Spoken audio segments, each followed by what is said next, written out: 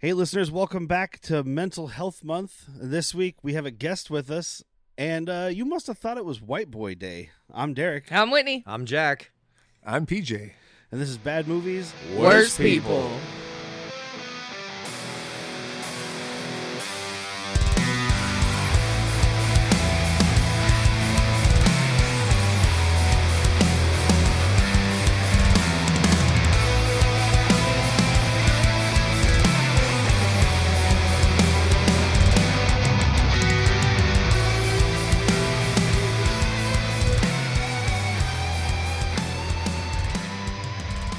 That's like, dude, we haven't had a good intro in a while. I know. They've been rough. This is. You are the glue right now, my friend.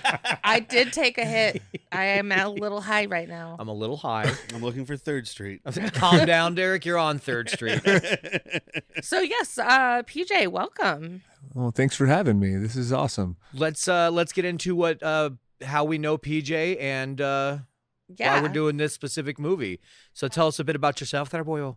Well, before I start, I'm going to say that we've seen each other before, but we don't really know each other really well. But Correct. But I have a parasocial relationship with you guys because I'm a huge fan of the pod. I've scrolled through the Spotify and listened to way back before we even met, and just so I feel like that although you don't necessarily know me that well, I feel like I'm just hanging out with my buds. But I mean, similar thing though. The 2 times I've seen you is you playing guitar and singing songs. Yeah. So I mean, it's the same thing. We're sharing each other's art. Our term for art is loose on our end. On your end, it's true art. Oh, thank you. Ours is just content creation. There you go. That's actually how PJ and I met years ago when we did live music at the brewery. I met him and his band, and I said, "Yo, listen to this podcast," because I was wearing a shirt, and he's like, "Okay." And then next time he came back, he's like, "Jesus, Whitney." See, and I love that reaction because I tell everybody, I'm like, hey, let's check out our podcast. And if I don't hear back, I'm like, they didn't like it. Yeah. Because you always do that thing when your friend gives you a piece of their medium. You're like, yeah, I'll try it once. Yeah. I'm going to always give all of my friends' things a shot. And you really want to like it. You want to, but it doesn't mean you have to. If you genuinely don't like it, you don't like it. But so when people like yourself are like, oh, yeah, I kept coming back. It's like, hell yeah, we got another one. Yeah. We got one. We got one. I'm like, I too am a movie nerd. Well, we're doing this week, we're talking about True Romance from 1993 because PJ requested it. And we're like, well, fuck it. We've invited him on before, as we've had a couple other local musicians on too. And he sent an email. Apparently, you want to do this movie because, well, 1, you like it. Yes. But 2, you have a song coming out called Christian Slater. Yeah. Let's talk about that a bit, please. So I sit intentionally write songs like that's like set aside time of my day every day. Like I'm a full-time musician, and part of what I do is I am intentional about making time to write songs. So if I'm in my songwriting zone, stuff comes up still. And sure. I'm in my songwriting zone, and a friend, he's gonna retire from music, and for the podcast, I'm using air quotes because I don't think anybody thinks he's really retiring, but he's stepping away for a while. Gotcha. And then I started thinking about gosh, first of all, to stand up on stage and share your innermost feelings and observations, To be vulnerable. With a rhythm and rhyme. There's something there. There's something driving that. There's a psychology behind that, and I mean I can't say what it is, but there's something that pushes people towards that, and it's probably different for everybody. Yeah, absolutely. And then to not need that anymore, I'm like, wow, that's kind of special. Yeah, I didn't think about it that way. To not need it anymore, you change kind of what you get from it. Yeah, and sometimes it just doesn't feed you the same way, or maybe it's that whatever that deficit you had that is no longer a deficit. Yeah. And so I came up with the story arc of my of a song that I was working on, and I just didn't have it was very one dimensional, and I didn't really kind of have a prism to look through to give people an anchor to hear the song through, and I had just watched True Romance because I'm not all things Tarantino, but I'm a big Tarantino fan, and And I think that this, questionably, one of the most underrated films. I couldn't agree with you on that because, I mean, it's definitely one of the lesser talked about Tarantino's, and maybe because it's not solely his. Yeah. He wrote it. But, I mean, yeah, most people don't even put this in the conversation of Tarantino. And I think I'm like-minded with you. I love when he touches a project, but I'm not all in on it. How does he touch it? With cocaine and ninja swords. Does he make people do it with their feet? Mm-hmm. Hand me that piece of paper. But do it with your feet. No. Don't bend over. Pick it up with your toes. Curl your toes around that. I'm gonna put a tissue down here. Squish it. You can tell he didn't direct this one because we don't see Patricia Arquette's feet. No, we do. There is like 2 times we do, but not the Tarantino zoom. No, not with the male gaze upon the feet. linger. It's when she's on the bed on Which her hashtag tummy. Disappointed. She's like kicking her legs back and forth. Right, but that would have been a tight, slow zoom in on for 10 minutes straight. It definitely while Christian Slater talks to the ghost of Elvis. James Gandolfini is beating her up, and you just see her feet the whole time. We see only 10 minutes. The dailies have 30. Hey, wait! By the way, you said that, but that's how they ended up doing fucking Inglourious Bastards. The foot scene is Diane Kruger, and then she's getting choked out, and you just see her feet. Yeah. So. It's funny that you guys both mentioned that this was like a lesser rated or lesser associated with at least Tarantino thing, because maybe at least in my circle. Well, normally it is, but a few years back, I got a box set. What was the newest? I think Django was just about to come out, so it was like Tarantino 20. So it was 20 years of Tarantino. It was all of his movies, but True Romance was also included in the box set. Oh. When I first got the box set, I was like, that's weird. I mean, I knew he'd written it, but I was like, why'd they include this? I think if someone was just like, we've got 7 discs. That's weird. Yeah. Let's make it 8. Like, I don't know, but it was included in there. That's not what we watched today. We watched my Did it have 4K, From Dusk Till Dawn?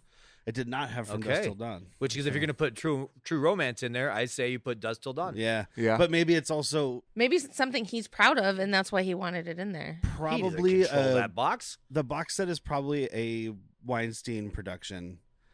And I don't think Dusk Till Dawn was. All of his other movies He didn't touch that project. He didn't touch that project. Thank God. Harvey touched a lot of projects. I'm not 100% sure, but that probably wasn't involved with Miramax or them, and maybe that's why. So like, we have this license already. Yeah, like I own it. Give me some money. Money me now. You said it comes out soon. Is it done? It's already uploaded to the distributor, and it should be out on the 16th.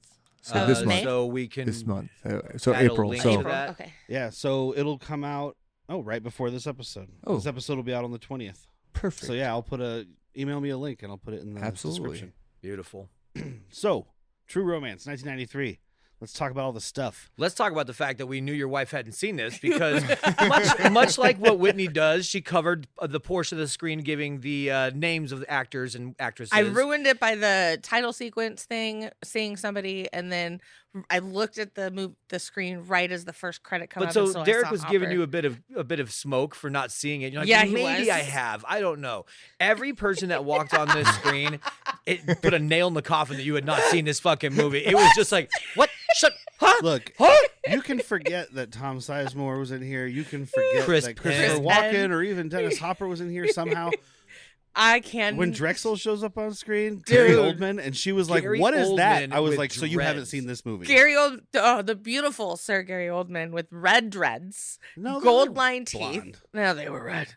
When they had blood in them, huge scars on his face. Oh my God, a blind eye, and this gold. It wasn't a gold wrapped tooth. No, it was like the gold lacing, just like around that. It was one of those ones where I was like framed in gold. Yeah, it's one of those ones where I was like, she doesn't remember seeing it, but like everybody has seen it at some point. Knowing the people that you hang around and stuff, and like in the timeline, just not knowing that was going to be Gary Oldman. I was like, you clearly have not seen this movie. If you forget every moment of this movie, you remember Gary Oldman. Remember Drexel. And he's in this movie. He's in the first 15 minutes of the movie. Yeah. 20 maybe. Very impression. Yeah, he's probably got like 6 minutes screen time. Yeah, if that. Yeah. It's moving through levels of bad guys, dude. We don't have time to linger. Yeah. We mentioned it was written by Quentin Tarantino. It was also co-written. So the original draft is co-written by Roger Avery, who's a friend of his. They worked at the video store together. Okay, they have a podcast together right now. Oh, that's okay. I've listened to that. He's he's also a filmmaker. I haven't seen any of the movies he directed, but he wrote Silent Hill. Oh. The decent one. The one that I saw in the drive-in like Probably 20 years ago? Yeah.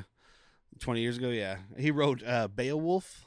So that's exciting. The 3D Yeah. CG one? I CG definitely one. have not seen that. You don't need to. You're gonna. We're gonna make you, but you don't need to. That was wildly popular, It right? Like Is Sean it was Connery the voice of a everywhere. dragon? no, that's Dragonheart. Dragonheart. Dennis Quaid. Oh, That's worse. Wait, I loved No, me it's some probably Quaid. not worse. I don't know, Dude, I man. loved Quaid. Well, No, Dragonheart. remember Dragonheart is not without its charm. Dennis. Dragonheart is not without its charm. That's all I'll say. Before I talk about the director, there's a long story that I will paraphrase. So apparently, You're gonna have to. Roger Avery wrote like a 50-page like script. That is what ended up becoming this. I don't at know. some Is point. that a good page amount? No, that's short. So 1 page Okay. per minute is basically Okay. your Perfect. estimate. Thank you. So he wrote like a 50-page script, gave it to Tarantino while they were working together. He came back with 500 handwritten pages. Oh boy, 500 minutes. Handwritten is astounding. pages. So it'll be a little different because they were handwritten pages, right? So it's not Okay, gonna be that's spaced fair. right, but still. It's like I can't even fucking stop right now. My hand just keeps going. One hand's reaching for cocaine, the other one's got a pencil. It's fucking insane. And I guess they took that story. It was called The Open Road, and he took that and kind of split it into different things. Part of it became this. Part of it became Natural Born Killers. Part of it became I can see that. Reservoir Dogs, and part of it became Pulp Fiction. I see all of that. It's all the same. You Universe? can literally Yeah. see how all of it smells in that pot. Smells. That's my new word. No, I get it. Are you using a Smells. smelter for that? Something, melting yes. and smelding at the same Yes. time.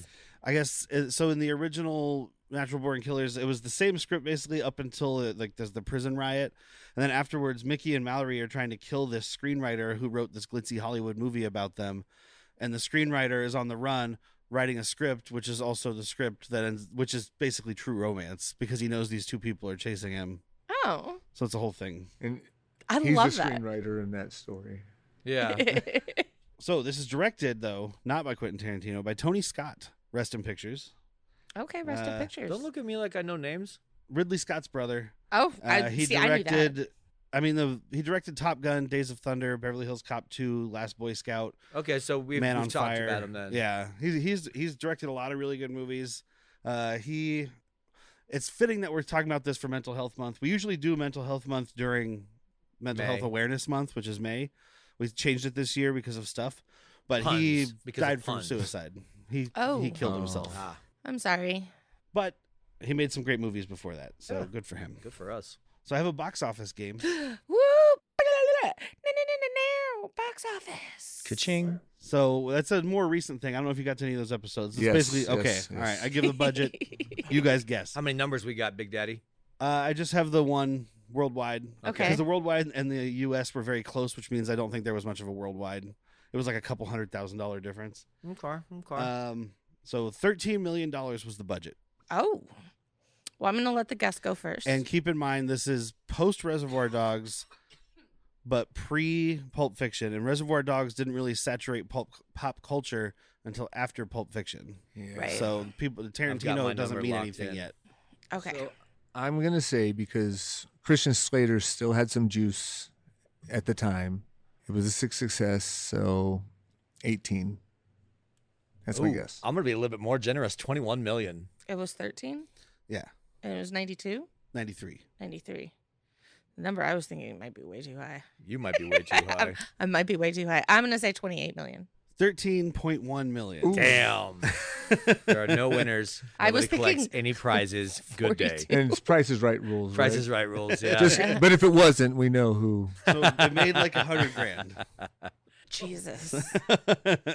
But it's a weird movie to try to market if you really think about it. Yeah. Because Well, now this is a style of Tarantino, Yeah. and that is marketable. so that's what I was going to say. That's why I reminded you guys this is pre-Tarantino, not just because that makes Tarantino not a known quantity, but because Most of these the people. world we didn't have all the Tarantino knockoffs yet.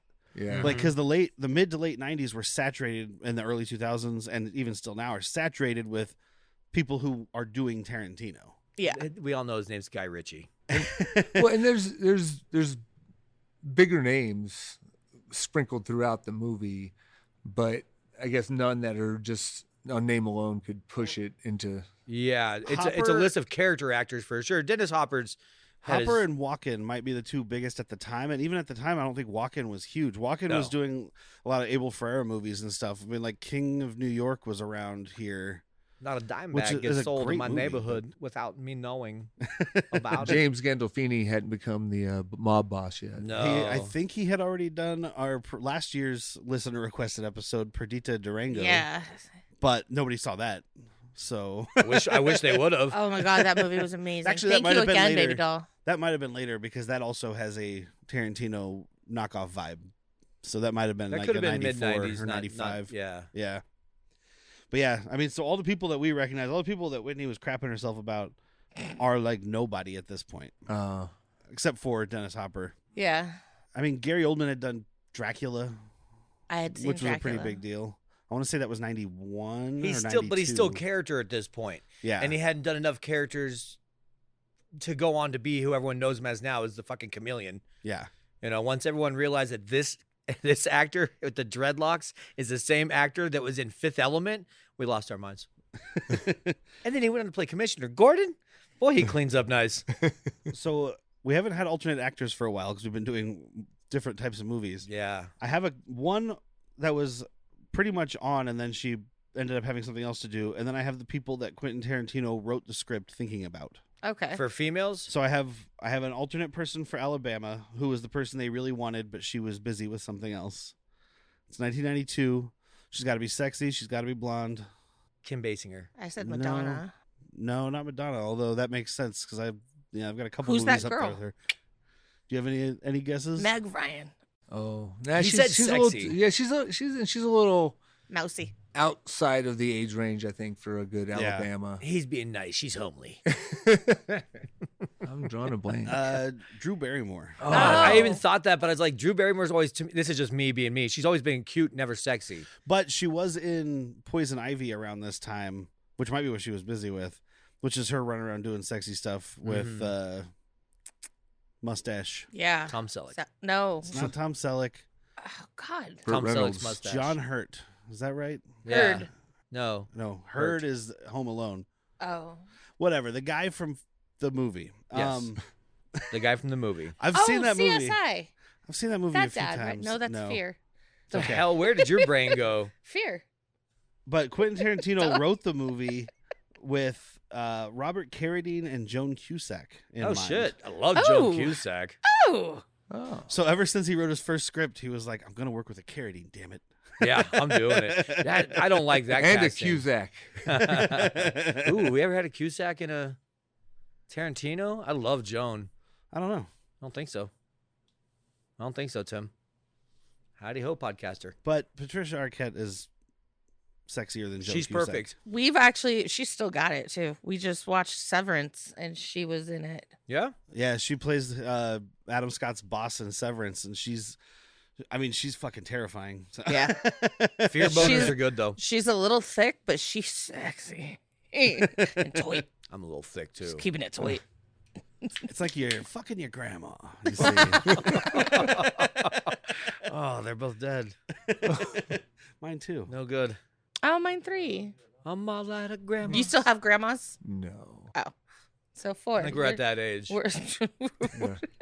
Yeah. We're all too old for grandmas. I outgrew them. Sorry, Grandma. So our movie starts with Clarence, played by Christian Slater, was just on the podcast a few weeks ago. We talked about cuffs. Which was my pick, and I also did not know it.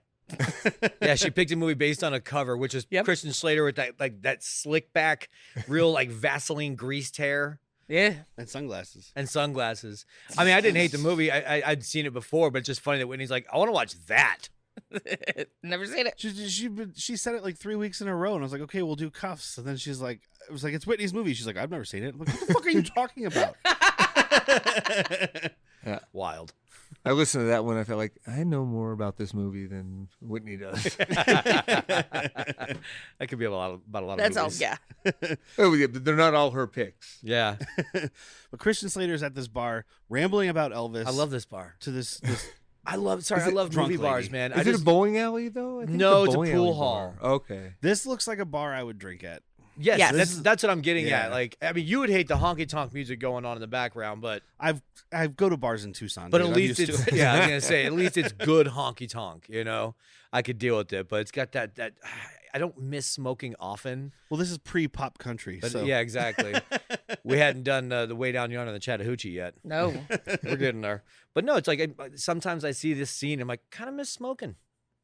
I could fucking suck a dart right now. Being in a stale dive bar in the middle of the day where you don't know what time it is. Well, the only way to get rid of that stale cigarette smoke is to light a freshie. Yeah. Otherwise, it gets stale. But if it's fresh smoke, it's good smoke. Someone opens the door and it's like, why? And the vacuum sucks all this smoke out. People are like, it's on fire. The sun is just God's flashlight. You've been drinking in there, son? Yes, heavily. Without windows. Close the door. Well, he's like going on this whole rant about Elvis and about how he's prettier than most women, and like I love that he like looks around the whole bar to make sure nobody can hear him. He's like, if I had to fuck a dude, I mean, if I had to fuck a dude, if I put myself in a situation where that was the only choice I had, if it's me sucking off a dude or death, I'm sucking off. Which is just the early '90s ways of saying, I've thought about fucking Elvis. Yeah. But I just have to acknowledge in public. No. Like, I didn't want to fuck Elvis. No. I don't want to. I'm just going to go get a couple costumes, maybe a nurse outfit for him, Catholic schoolgirl for me, and then I'm just going to go to town on him, light some candles. Oh, you got to have the candles. Yeah, serve a little wine, chill a he's little not putting him in a nurse outfit. He's putting him in blue suede shoes. You know he's filming it. Oh, he's so up on Elvis. You know he's filming it. Yeah. Oh, yeah. Oh, God, I didn't get to finish. Now I got some blue suede balls. I mean, I didn't want to fuck him, but yeah, sure. Do I watch it and jerk off? Yeah. I figured once I did it, I want to make sure I do it well, so I watch it again and again like a golfer. And he's having this conversation hitting on a woman. And we don't realize until she gets fuck up him too. how fucking drunk this lady is. Oh, but she hammered. Dude, her thing though, yes, I'd fuck him too. Well, when he was alive. Not now. He invites her off to this fucking Sonny Chiba triple feature. This is how you get Derek on a date. Yeah, right? Talk about Elvis, that's how you get me there. Talk about a fucking Sonny Chiba threefer, that's how you get Derek there. Yeah. We didn't say that she is a welcome back, by the way. Is she? Oh, yeah, she was in Bad Boys. She's the she's the one that they ended up finding, lady. like, gave the information. She works for the police department. Oh, okay. I don't remember. It's like that. 2 or 3 lines. Yeah. Like that's so long There's ago. more lines in this movie. There's more lines of cocaine in this movie than she got in all of Bad Boys. Oh, yeah. But she had more lines in Bad Boys than she had in this. Yes, but more cocaine lines in this, and both of them combined. There's There's a lot of cocaine in this movie. Yes, there is. It's like cocaine wrote this fucking movie. Well, like she's like, so you want to take me to a kung fu movie? No, I'm good. This is where you see it. She goes to get up, and this girl is like grabbing her chair and the chair next to her. I've seen people do this. This is not while I'm serving. I was gonna say, but this is a bartender's nightmare though, because she's sitting down, being fine.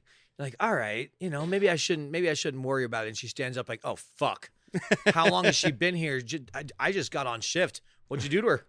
That morning, how long has she been here? What time do we open? Yeah. Well, it makes sense is why you guys have the water over there so people can walk up and do it, and you can judge them by when they're getting water. It's true. I'm judging you. Maybe the telltale sign was that she sat there through his whole pre-recorded spiel about Elvis. And it is 100% pre-recorded. Yeah. Because he does this a lot. This is like his icebreaker. Yeah, I mean, when we cut to him on a date with Alabama later, he's mid the exact same speech. He doesn't get so far as the I'd fuck Elvis, but he gets the first half. He's learning to cut that. Unless you're into it. What? Let me ask you just a big hypothetical. Me fucking Elvis from behind. Does that do anything for you? You want me to thrust him into you? Yes. Well, you're right. He is the king, so I guess he should be behind. King's in the back. So then we meet Alabama, played by Patricia Arquette. If you don't know her, you should. Yeah, that's the end of that sentence. She's in Bringing Out the Dead, which is a great movie. If you want to jump to a good one, is she Whole Nine Yards, or is that the other Arquette? I was gonna say Rosanna's the one. Rosanna's in Whole Nine Yards. Well, she's also the one in Pulp Fiction. Isn't it? Yeah. Okay. Yeah. Okay. Yeah, I mean, she's in Lost Highway also. So if you want to watch, I got 2 good ones for you. Lost Highway and Bringing Out the Dead. She's in more. I just can't think of what right now. Bringing Out the Dead's a great movie we had to get to. Yeah. It's Scorsese and Nick Cage. Tom Sizemore again. Is she in I Am Sam with Sean Penn? He plays... I don't know. I don't remember. I don't think there's a way to know that. Okay. There's just no way of knowing. There's no way of knowing. If only somebody would take all that information and put it in one spot, make it easily searchable. Like a movie database. On the but internet. until then. Yeah. Until then, I wrote them so many letters. Dear Internet. Did you use the right postage? That was no, I did not. I just licked it and sent it. Oh yeah, sorry. That's what she said. Well, they told me I could send mail for free over the internet. So The internet. But she says the name of the movie right away because she's got this whole opening narration. But the big thing is like, I never thought true romance in Detroit would go hand in hand. It doesn't. I'm telling you right now, unless your romance is with RoboCop. Yes. Unless your romance involves dick shooting. It should. Or buying this that is for dick $1. shooting. Yeah. This does double. have dick shooting. It's a Detroit thing. Oh, it is. You're a dirty city, Detroit. It's also got dick kicking. Well, yeah, that's we all look for that. Dick shooting is brutal. But she's taking a cab to the same Sonny Chiba triple feature. What a weird coincidence. It is really weird that a hot chick that doesn't know anything about Sonny Chiba won a triple feature with a Sonny Chiba. A xylophone solo going down. Yeah, Dude, this theme this song. song- Let's get into that score real quick. So it's Hans Zimmer doing the score. Makes fucking Shocker. sense. But it's still orchestration. It's not like modern Hans Zimmer where it's all computers and stuff. Right. Yeah. He had a good time. He still has a good time though. He was on some of that good. He does all that all those Christopher Nolan movies and them Dune movies. He's doing cocaine. He's doing fucking cocaine with Tarantino. So how do you want this to be scored? It's like a lighthearted movie. No, it's very Think serious. of The Little Mermaid. I'm going to do an xylophone and steel drums. When someone is getting shot in the dick, bing, bita, bing, ding, ding, ding, shot in the dick, boom. I like it. Pass me that bowl of sugar. It gives me total vibes of the opening. Under the sea. Oh yeah. It is better where it's wetter. Take it from me. So she goes in there. She meets him by spilling. Spilling. She's hit an iceberg, so she's like a Spielberg. She doesn't even pretend to try. She just kind of like hits the seat and dumps the popcorn. Yeah, just walks over. Oops. She's a call girl, not an actress. Come on, In now. a mostly empty theater. We don't know she's a call girl, guys. But I'm just saying she's not an actress. She has to act like she's having orgasms. I That's just like it. that. Like later on, Christian Slater is like, "Why did you come up to me out of all the people in the theater?" I'm like, "Because you were the one awake." That's right. This looks like a seedy porno theater. She walked. Well, he's got his dick out. She's got her dick out. Ooh, that's weird. He's got his dick out. Hey, Christian Slater doesn't have his dick out. Unless it's in the popcorn. Well, also, it looks like there's people sleeping. They're probably just getting out of the cold. Mm-hmm. They're like, triple feature, that's several hours. Fuck yeah. where I'm not Oh, I didn't even freezing. think Yeah. about that. How much for the ticket for this triple feature? $2 because it's 1993. I was gonna say when I Sign me worked up. at the what's now Roadhouse, but the cheap seats at Grant and Swan, we had a lot in the wintertime and whatnot, just homeless activity. They'd $1.50 to $2 a ticket. I do. And you can find 2 hours to get out of the fucking cold. Summertime is what I'd be doing. Oh, yeah. And that's in Right? the 2000s. Yeah. Yeah. Yeah. Yeah, I'd be in there. It'd be like it's 110. I mean, I do it now. Mm-hmm. I'm like, it's hot out, guys. Let's go to the movie. I know the difference Yeah. is now I don't care. I don't even want to see anything that's out right now. I mean, I'm at my house and I'm like, yeah, it's cold in here because I keep it turned down. But that costs me more money than going to the movies. I know, but you got you got like a hotel, you got a boarding house here, dude. Your fucking air just never shuts off. This house is never alone. Yeah. Never alone. I turn it off when I'm not here. Fuck everybody else. She's flirting with him. They're walking out of the theater. They're laughing together. And, like, you know, he tells her, like, he's like, so you like Sonny Chiba movies and you like Elvis? And, like, you're a girl after my own heart. And it just they fuck. Well, they eat pie first. Oh yeah. Well, then he eats pie. It does start with, Oh, yeah. I like to go to a movie and then get a slice of pie afterwards and like digest what I've seen. And he's like, I like pie after a movie. And I'm like, I know what you mean, Christian Slater. We all know what you mean, Christian. I like a piece of pie. But like, it's this whole Q&A thing. He fires these questions off. And He's she's like, a lot. He's Well, a 'cause person he wants to get to the final question. Do you have a fella? Yeah. So, but he's like, I don't know, like simple, like where you from? Where you been? What's your favorite color? Do Turn you kiss ons, with your turn mouth offs. open? You ever seen your dad's wiener? Do you have a fella? This is the kind of person I wouldn't like in real life. No. Like, can well, we you just friends stop with me. talking? Yeah, but you're not asking me questions. You're just doing bits. He's not trying That's to fuck true. you. It's like watching TV. My relationship with Derek just got fucking put down to just quantified in such a fucking way. It's another episode of Jack every time we hang out. And if I am asking you questions, it's a goofy, stupid accent that you like. That's actually a compliment, sir. I know what I mean to people. So he takes her to his work, which is a comic book Is store. that why he can look you in the eye? Because he thinks you're a TV show? I'm a character. And you can't look back? He's not a real boy. Derek's going to start carrying just a fake fucking frame. It's just an old wooden TV frame with volume knobs on it. Every time I look him in the eyes, oh, there, that's better. No, it's like the Family Guy episode where Peter starts thinking everything he's watching is TV. So he's got like the metal belt on with like the cardboard cutout of a TV, and he just walks around watching everybody. PJ had a good point. If I start like just getting a little off, you just smack the side of the TV to get me going. He's got a little extendable hand. Like 7th or 8th gin and soda. I'm like, it's getting fuzzy. Hey, well, welcome back to sports that Derek doesn't care about. It's the guys in blue versus the guys in white. And none of the guys are white because it's sports and we're terrible at them unless we're talking bowling or golf, which is not a sport, just a really hard game. So then they have sex. Woo! Which is not a sport, but a really hard game. It reminds me of the Top Gun sex scene, which makes sense. It's Tony Scott. He's got a very particular except the style. song is "Don't Take Your Breast Away." Leave it on the screen. We get a nice, beautiful Patricia breasticles. You're gonna have to let Is that because we saw linger. the cut that we saw? Yeah, we saw the It might probably. be. We watched the director's cut, so that might be a director's Oh, that's cut right. thing. I don't want to we get did that. anybody's hopes up, and they suffer through a movie they hate, and they're like, That's a valid heck? point, man. Well, if they hate it, then they probably aren't listening. I feel like most people who are putting up with us would enjoy this movie. Yeah. That's I agree. I'm spoiling my thing early. especially but- all the movies that we've not made people watch, but maybe recommended to watch. Yeah. Scott But you Pilgrim. should watch this. Is that too soon, or what does Chuck say? Too real? Too No, true? he says too soon. No, I No. say too soon. He goes, no, too much. Because I made an Eric Clapton joke. He was saying, he's like, you know what I'd get Eric Clapton if I was friends with him, like just for Christmas? I was like, what, bars for the window? And he just went, oh, I was like, what, too soon? He goes, no, too much. I was going to say like how to play guitar lessons. Just that is Chuck's humor. I definitely take one of the would've most said- accomplished guitar players ever and be like, here's a how to play guitar. I too went to bars on the window though. Yeah. yeah. Yeah. I mean, when you said an Eric Clapton joke, I'm like, oh, Yeah, you Yeah. know what's coming. I'm pretty sure we've made a couple. It's terrible. We're worse people, guys. Sorry. No, I don't have any dead kids. Bar's low. Like I said, this reminds me of They're the, non-existent. The bar's low. The window was not. this reminded me of the Top Gun sex scene Oh, yeah. because it's got the blue silhouette and all that stuff. But it's very much a Tony Scott thing. If you think about the movies I listed, if you've seen them, Did he do Highlander? no, Okay. that's Russell Mulcahy, Oh, the McKay. guy who directed Razorback. Fair fucking point Don't you there, know bud. I didn't know that.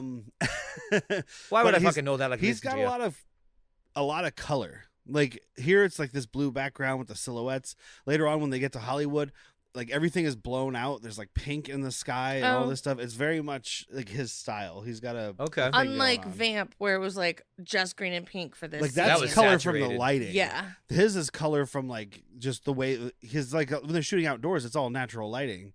So it's the blowing out Oh, the he's lens just- and having like the sun come in from the The side. and it final creates think a of the final pink. shot of this movie. With that big fucking sun over Oh, the ocean. gosh, like right? that is what he's a perfect reference to what he's talking about. So they fuck. He wakes up. She's gone, but she's sitting out on the dopest balcony anybody's ever had in a Yes. shitty apartment. Yeah, This you is bet. fantastic. This makes me want to move. His apartment window. It's not To even a balcony. Detroit. It's not even his balcony technically, or whatever. Oh, he His puts window opens. He put some plywood between the window and Yeah. the billboard or some His rigged window up opens, thing. and there plank. happens to be Yes, a a billboard plank. there. Yeah. Does it even have armrails? It's like a railless No. plate. This I is think how he yeah. breaks up with drunk chicks, dude. Whoa! Just clapped in that one. Candy, I'm sorry. I won't make any more Eric Clapton jokes, which is untrue. She doesn't believe you. She shouldn't. I got a clap ton of them shits. But no, this is the dopest thing where you just crawl out a window and then You sit. You just and hang smoke out on a billboard. Yeah. Backdrop of an S10 Blazer. Yeah. It is the dopest thing until you realize you're just overlooking Detroit and listening to murder and breathing in smog.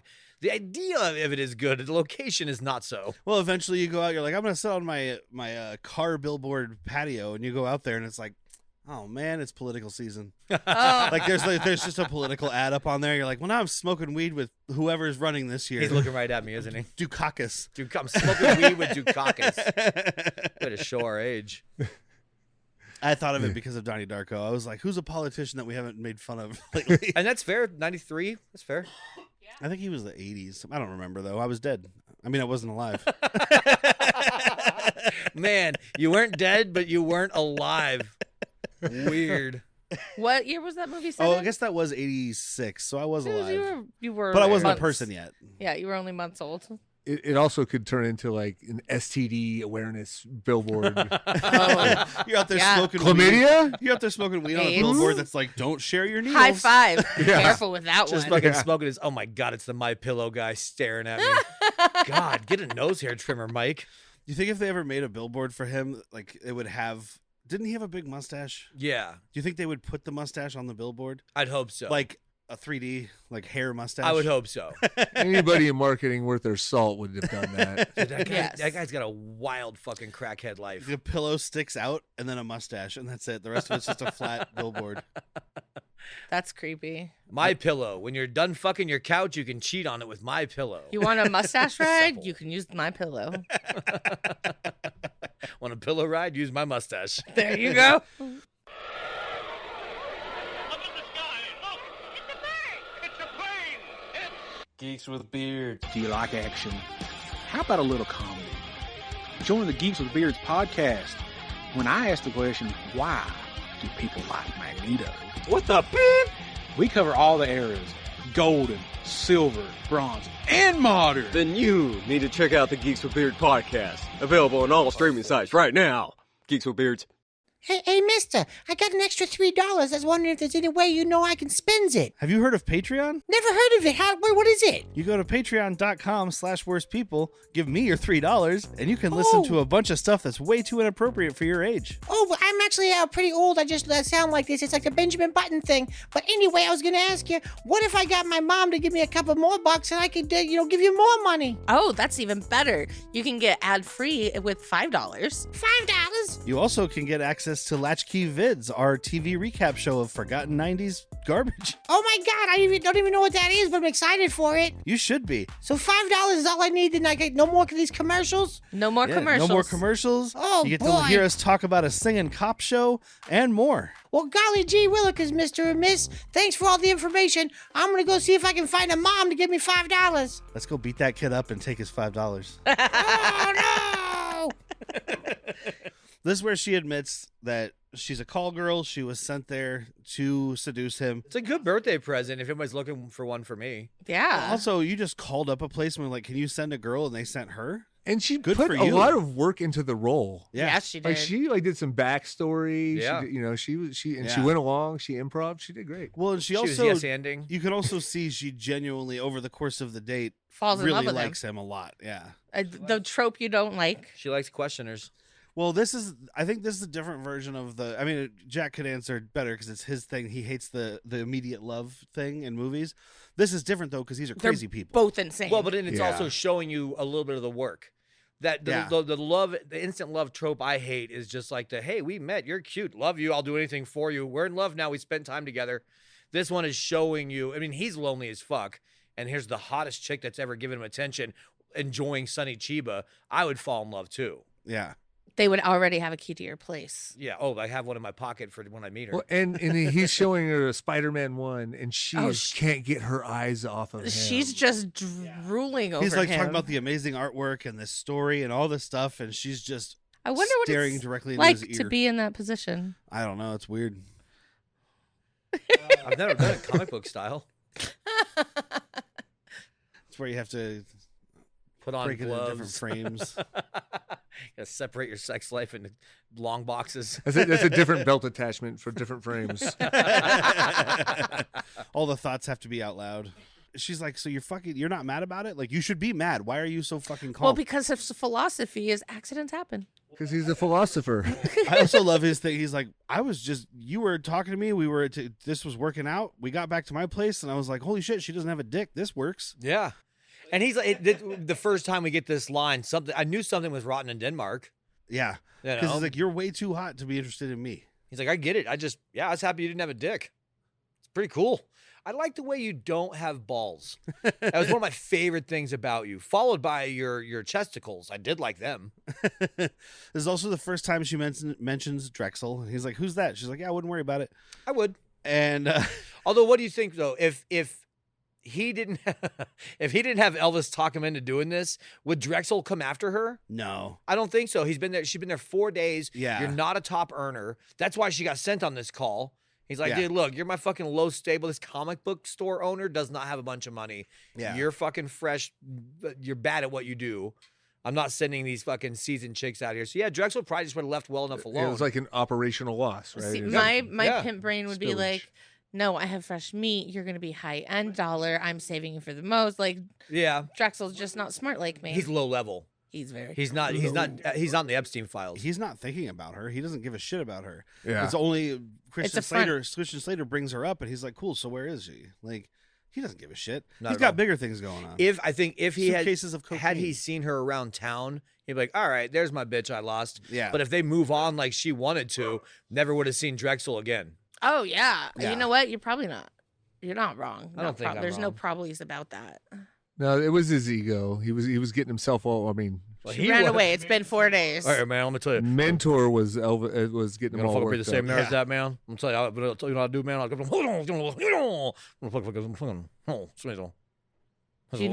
you need another line, sir? Got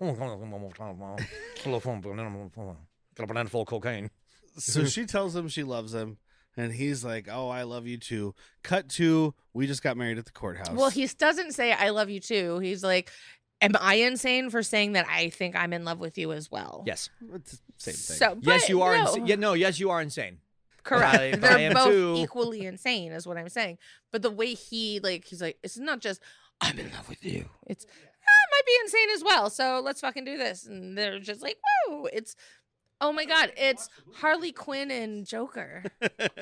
Also, not quite. No, because she's Stockholm like a motherfucker. Yeah, she was his psychiatrist. Oh, that's right. Also, she made a distinction between that she was not a whore, that she was a call girl. Get it right. Yeah, And there's a Weird. difference. And she also did say, she's like, but when I'm in a relationship, I'm 100% monogamous, and I love you. She's like, just because I'm a call girl doesn't mean I'm gonna cheat on you. Unless the price is right. But then that's an indecent proposal, and he'd be out for it. So they get married. They get some tattoos, that's a bad sign. That's a sign of commitment. Yeah. Bro. Do you have your wife's tattoo on No. your name? No, Dude, you meet somebody, 12 hours later you're married, 6 hours after that you have their name tattooed on you. You're going to break up in the next week. Or someone's Unless going to you're die. crazy Or like someone's these gonna people. die. Yeah. Someone's going to die. Well, because that timeline I just listed normally pertains to meth, cocaine, any kind of upper. So, yeah, someone might die within the next week or two. Yeah. But this is when he asks again. He's like, who and what is a Drexel? She's like, he was my pimp. She's like, was he black? You had a pimp? He thinks he's black. She also mentions, which is important, that he beat the shit out of one of the other girls. Yeah. So then we do meet Drexel. Drexel Spivey, by the way. Ooh. It's a Yes. great Wow, name. you got a last name like Spivey. You're up to no good. I've never met a good guy named Spivey. I have this hair. This hair is up to no good. That hair is up to no good. This is the Gary Oldman. Sir Gary Oldman. He has been knighted. You give him that I honor. think the Gary Oldman is a bigger. That's why honor it's Sir because the Gary Oldman. The person who knighted him was never on Epstein Island, or was on Epstein Island. If I say I wasn't. Yeah, So exactly. I win. You guys know who Gary Oldman is. We don't need to talk about that. But let's talk about he's his having a performance, meeting though. with. Well, real quick, he's having a meeting with Big Don. Jesus Christ, dude. Not only am I absolutely shocked that I get Gary fucking Oldman, but Sam Jack shows up. I was worried Sam about Jackson. I know you don't have asthma, but I was worried about it. And Lord Nikon from Hackers. I know. Welcome I back. forgot to get the guy's name, but the guy that played Lord Nikon on Hackers is the other dude there. It's funny. You guys said Lord Nikon. I was like, I don't know who that. Oh, that. I'm like, Yeah. bleep that. So I did read a funny thing. Gary Oldman, I guess, he was working on something else. Maybe it was Dracula still. And he got the script, but he didn't have time to read it. He met with Tony Scott. And he's like, yeah, so I haven't read your script yet, but like, can you give me a gist of what's going on? And he's like, I can't really describe the story. Like, it's not how it works. It's not that kind of story. He's like, but I can tell you about He only needs this much of the story. And you're a drug dealer. He was like, I can tell you about your character. He's like, you're a white guy who thinks he's black, and you're a killer pimp. And Gary Oldman was like, sign me up. Done. Done. Going from Dracula to that is kind of amazing. I've been waiting my whole life for this role. And he said, this is a very small part, even though it's what people think about. If you say True Romance, most people are going to be like, oh, Gary Oldman? Uh-huh. Yeah. But he's said in like an interview from 2011 that his 2 favorite roles he's ever played was Lee Harvey Oswald in JFK and Drexel Spivey in this. Oh, shit. Because he gets to do something entirely different than anything he's ever. I mean, we mentioned the chameleon thing, right? Yep. He changes for his roles, but they're not usually this crazy. Like Fifth Element is crazy, but it's a different kind of crazy. Absolutely. It's a cartoon. It's a caricature. Yeah. And this, surprisingly, is not. He's not doing any, because he could easily be like, yo, man, like a fake Eddie Murphy kind of thing. But he's just doing this more of a deep bravado. He's got a bit of a, the lingo is very, I wish I was black, but the voice is not. So I guess he was in New York, I think it was. I think it was on Wikipedia, I don't remember, but he was in New York. He was getting ready. He had read the script. He overheard some kid talking outside of like some trailer or something, and he was like, "That's what I need to sound like." Never so hurts. he went to this kid, and he was like, "Hey, can you read these lines for me?" And so the kid was reading the lines to him, and he's like, I mean, that's cool. He's like, but that's not what I would say. And he's like, then tell me what you would say. And he like talked to this kid and took his performance from whoever this fucking kid is. Well, that kid's telling that story, and everyone's like, bullshit. No, I'm telling you, dude, man, Gary Oldman, he modeled that kid's dead. role on me. That kid, damn. I was like, golf clap to that kid, dude. Yeah, probably dead, but we'll give him a golf clap. Because that was that hands down probably my favorite part of this movie. because he's like Jack said, he's doing like whatever street lingo or like quote unquote black lingo kind of thing, but he's not doing a voice. Yeah, I mean, he's got like the Eminem thing where it's like you talk differently, like you've been around people who talk this way. Yeah, you talk hard. But he talks like he's from the ghetto because he is. But he's not trying to make it sound like he's actually black. He's not going full Malibu's Most Wanted. Yeah. No, I was thinking Weird Science. When they get drunk at a jazz club and he's just, my nuts is halfway up my ass, but other than that, I'm perfect. Do that again. You want me to? I know. I was taking a drink when you did it, and I almost spit whiskey into the microphone. But I love his. So they're doing a drug deal here, and they're talking about going down on chicks. Dude, and Sam whatever. Jackson's like, I don't just eat pussy. I eat the whole thing, man, ass and everything. And Lord Nikon's like, I don't know. If I did have to eat pussy, I wouldn't admit it. This I is some don't this is some understand Tarantino dialogue. by I've the known way. these guys though. I went to high school with a lot of these guys. Going down on a chick was like effeminate. Like you didn't know. You're like, no, man, I'm a man. I get my dick sucked. I don't fucking eat pussy. Cut to now, it's like, if you're a man, you eat ass. It's 2026, dude. You're not Get wrong, up sir. in there. But this is some Tarantino dialogue, right? Oh, I mean, yeah. it's all over this. But they're going through this, and he's like, look, Drexel is like, let me show you something. He's like, toss me that shotgun. Now imagine this is this sweet, fine, I just want you to know he calls it bitch. the burner. Oh, Because that's just like, it's probably what that kid told him to say. I wouldn't call it hand me a shotgun. I'd say, toss me that burner. But he's like, imagine this is that sweet, fine centerfold bitch. And then imagine you're you. And this fucking lights these dudes up. Oh, yeah. Like- Like, Sam Jackson's out of the movie. Yeah. Out. Yeah. You Sorry. barely even see his face. He's like not. He's got a hat on. And In 1993, you didn't see this movie and go, that's Sam Jackson. Let me put it that way. Whew. Yep. It wasn't until the next year when you When would just be when like, I did heard Die his Hard voice. come out? Well, he was in Die Hard with a Vengeance, That's which was 2. 93. No, that's 3. That's the That was third one. That was after this. Oh, shit. You know, his big dude, Marty, Mhm. is also in Coming to America. He's the fucking king's right-hand man. Oh. Oh, okay. I thought he looked familiar, but I didn't go through and look up all the bit just people. figured it out right now. The whole time I was like, I know this dude, but it's probably just like generic gangster #1 or something. Couldn't be more wrong. did you catch what kind of necklace he had on? No. No. It was a big, chunky, like Navy-looking anchor. So whoever the prop person was like running through like their stuff, and they're like, we don't got anything for Marty. Yeah. Grab that sailor's necklace. Wow. No backstory, just put it on him. Yeah. It was his grandpappy's. That's great. No, his grandpappy wouldn't have been a sailor. His grandpappy, well, he was a pirate. Not by choice. Like most pirates. He's not that old. It would have been World War One. Just saying, they weren't letting black people in the Navy in World War One. That's World War II. I was like, I watched that USS Indianapolis movie. There was black guys in there. Not as many as that movie shows. I'm gonna tell you right now. I've seen the Cuba Gooding Jr. story. Yeah, movie he did. oh god, it's with Robert De Niro. Where he's like the underwater weldsman. Yeah, something courage, man of honor. Man of honor. I was like, is that what it's called? It's the a beautiful underwater movie. weldsman. Oh, this summer, something courage. Something courage. The utter one. Cuba Gooding Jr. is some sort of underwater something. That you could make that a trailer, just American flag, but with like patina, or a sepia tone over it. Ooh, And it just says something. A bugle in the background.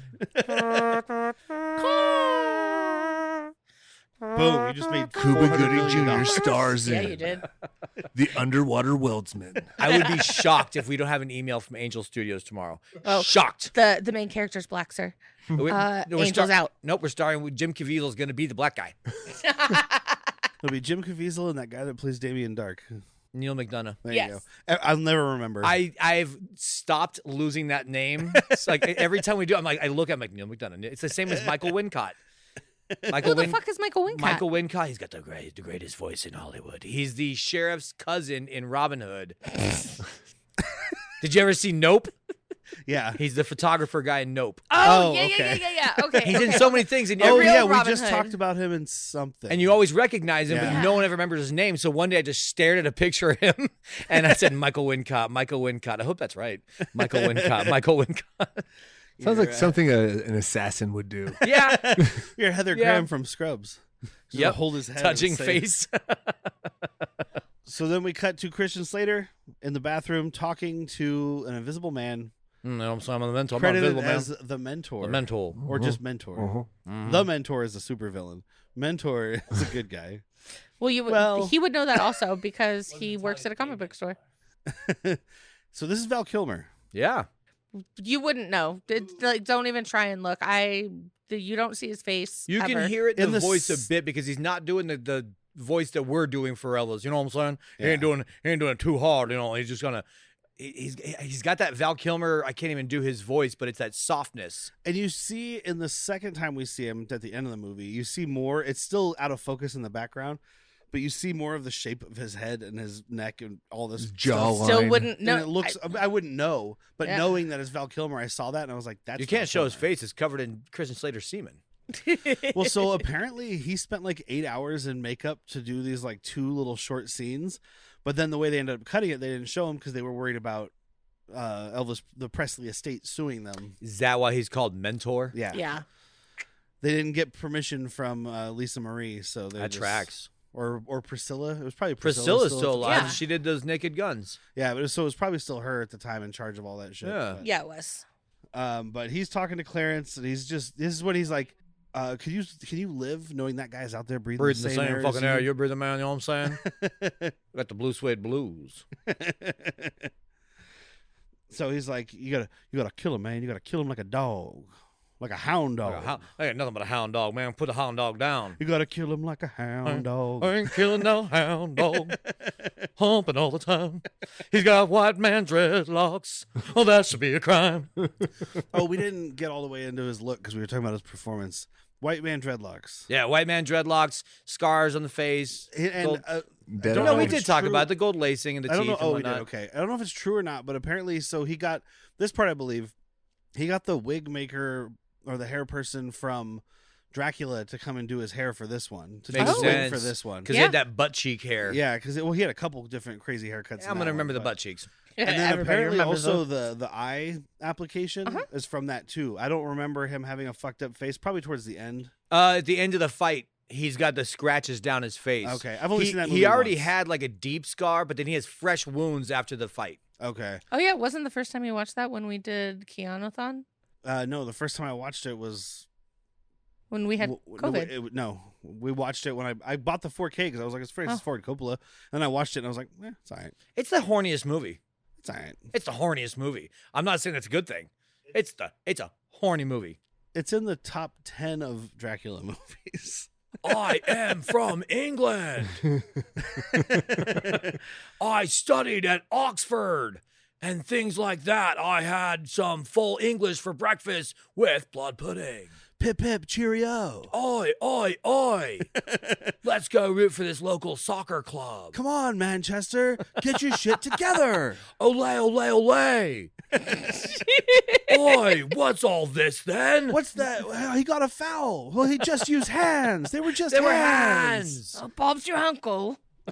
No, mine just sounds You right. actually tried to do an accent. Yeah, a little bit better than he did. But yeah, Elvis is telling him, like, killing's the hard part. Getting away with it's the easy part. Come on, Bubba, you can do it. Just don't get caught there with a smoking gun, you know what I'm saying? Jam you up. Suspicious minds looking at you. So he goes to Caught in the Alabama. trap. He's like, write down the address. I'll go get your stuff. He doesn't scare me. Everything will be perfectly fine. This isn't going to lead to a wacky adventure. Not at end up all. in the jailhouse rock, man. Just be careful, okay? I love you.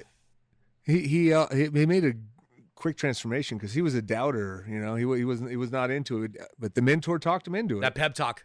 Yeah, pep talk. Elvis, complete if Elvis 360, could talk him 180. into turning gay, Yeah. Elvis could talk him into anything. Yeah. What would you rather do? Suck my dick or go kill that guy? Oh, was that foreshadowing then? You got If two Elvis options, can man. talk him into You being kill the guy, gay, you suck my dick. Elvis can talk him into doing anything. Like, I would suck Elvis. It's gonna leave a taste in your mouth no matter what. Foreskinning. Foreskinning.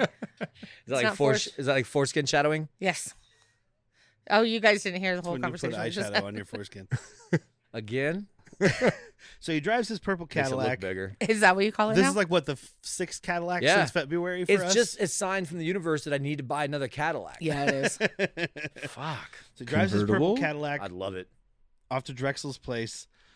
I could eat there. I could eat at Drexel's place.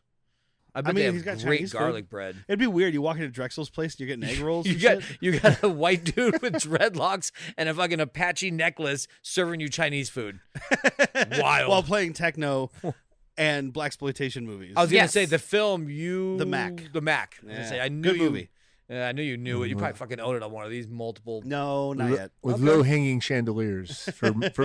Dude, this Uh-huh. fucking chandelier over his table, I guess it's just because he's like, I need light for my food, but I'm so fucking high right now. I don't want light in the rest of No, the this house. is perfect. This is because it only lights what you need. Everybody else all fucked up around you is standing above the chandelier, Yeah. and it's not the light's not fucking with them. I love this. It's Yeah. also one of those like 70s lighting fixtures where you had like cloth on your Mhm. lighting fixture, which just means it's collecting dust and skin flakes and Oh no, garbage.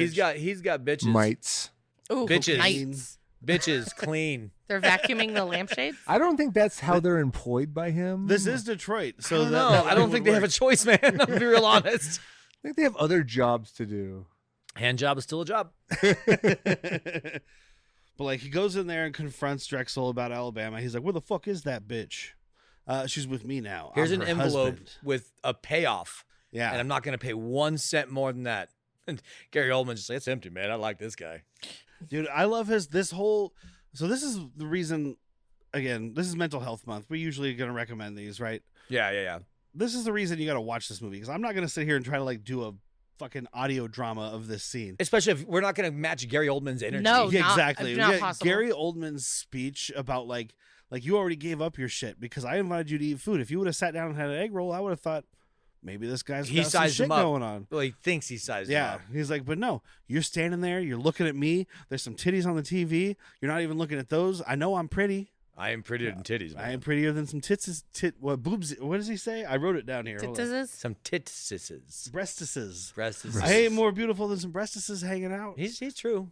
You know, like this whole speech he gives, it's just like, man, Christian Slater, you're fucked. Like if Yeah. this wasn't a movie that was only about 40 minutes in, I'd be like, Christian Slater's fucked right now. This is how he dies. This is how he dies. Yeah. If you weren't the main character, you're gone, pal. Yeah. No, but Christian Slater comes back with his own awesome one that you guys should watch it. I don't want to say it. And then the fight ensues. I do like the bit of it though, because he's like, I'm not eating because I'm not hungry, whatever. But he's like, I'm not watching the movie because I saw it 7 years ago. This is the Mac with I can't remember who's in it, but who's so and so Richard Pryor. He describes the whole thing. He's not even looking at the screen. Yeah, dude, he did one glance over because he's like, those titties on the screen. He's like, that's the Mac. I know them titties. I saw that 7 years ago. So fucking Gary Oldman, after he gets the empty envelope, tosses this Chinese food in his face and starts fucking just beating him down. He comes at him like a spider monkey. Well, he Marty comes in from behind. Yeah. Traps the arms. Yep. Didn't see him come. He's like a large He's the world's African American man world's ninja. biggest ninja. It's fucking Gary Oldman, like a spider monkey, leaps Cock over first. this fucking table. Cock first. Cock first.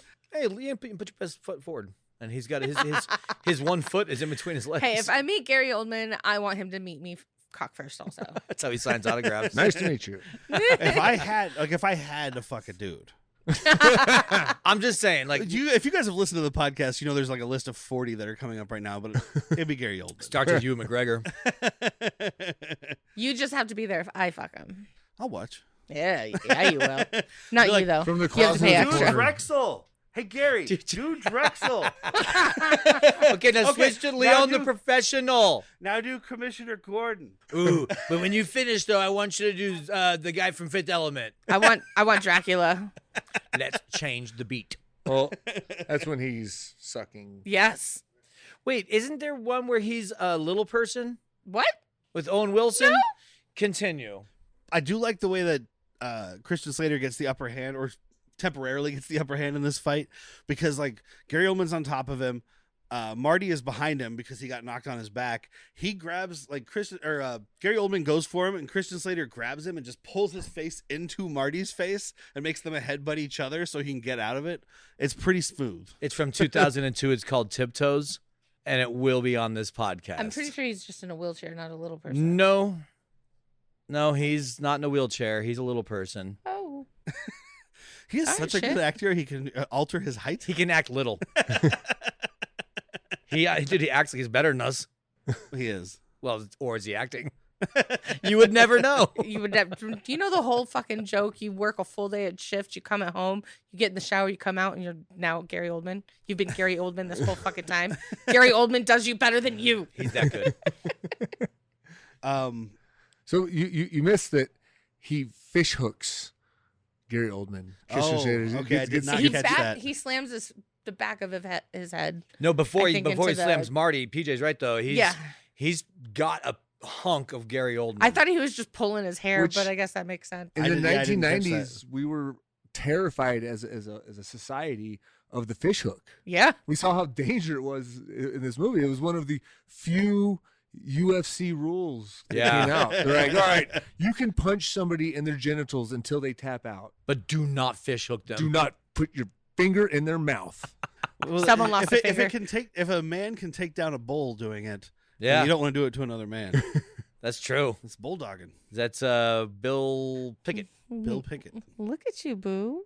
I listened to the whole Black Cowboys podcast Yeah, you after did. Jack recommended It's a good podcast. I learned a lot about Black Cowboys. It's the exact opposite of this one. It's very informative. We have more jokes. Gary Oldman does get the upper hand back. He takes Christian Slater's ID. He's reading off his address and shit. And he's like, this is where we got the opening line from, though. Because he's like, you must have thought it was White Boy Day. It doesn't look like White Boy Day. And he turns Marty, to Marty. is it White Boy "Is it Day? White Boy Day? I didn't think so. That doesn't look like White Boy Day to me. But then it becomes White Boy Day really fast. Because Christian Slater's got this hand cannon, dude. This is a fucking executioner's pistol. Well, he's being actively humped. I was going to Yeah. say, please, somebody mention that Gary Oldman is, in fact, straddling Christian I'll Slater. keep him busy while and you're gone, Marty. humping him. And I'm just like, whew, That's a primal show of dominance. yes. What is this gun? I want to Because say it's a short barrel. I want to say it's a 357. Okay, I was like, this is a short barrel, Snub but this nose. looks But like it a could fucking be. cannonball. It to is revolver. a hand cannon. It's a hand cannon. It's not meant. Our friend Brandon Jangles has one of these. It's unpleasant to shoot, by the way. Yeah. Like it's because Previous guest, by the it's way. all Super of Mario that Brothers. kinetic energy is like right there in your hand chode. Unfun. I can imagine, because this looks like large things are coming out of it, and it's not very big. Yeah. So all that energy's got to go somewhere. Well, we learned pretty quick that it's even more painful on the other end.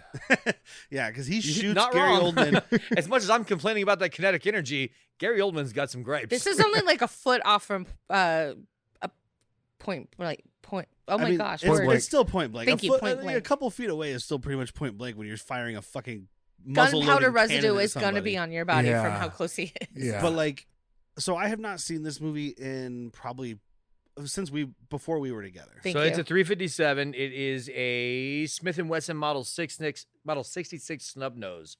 7 shots. Damn. So when I saw him shoot 6, I was like, he's out. He wasn't. He had 1 left. So That's crazy. The last That's a time good gun to have. actually I know. The last time I watched this movie was when I got that box set, which was 2014, because I know it was when I was traveling on the road. So it's been 12 years since I watched this movie. I did not remember, like most people probably don't, that Gary Oldman is out right now, because he shot him in the dick, and I was like, well, that's why he's going to come after him later. You shot him in the fucking dick. No, I don't remember a bunch of this movie, like probably as well as you do, being your mental health movie. But I knew, don't get comfy with anybody. Like, get ready to say goodbye to anybody on this screen you like. Yeah, I mean, and that's except still, somehow Michael Rappaport.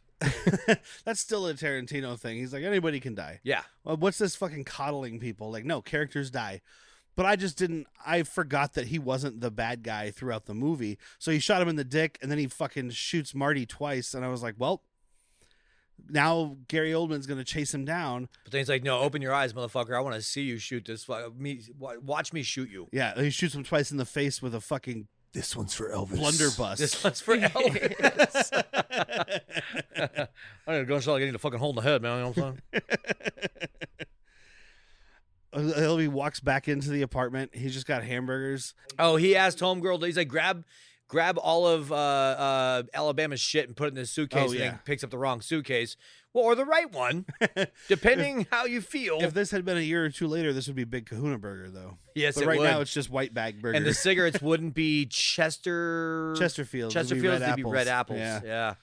Yeah. Look at us. I mean, this is a shared universe still with the Tarantino verse, because it's not Vincent Vega. Vincent Vega is Madsen. John Travolta. It's John Travolta. Oh. The other Vega.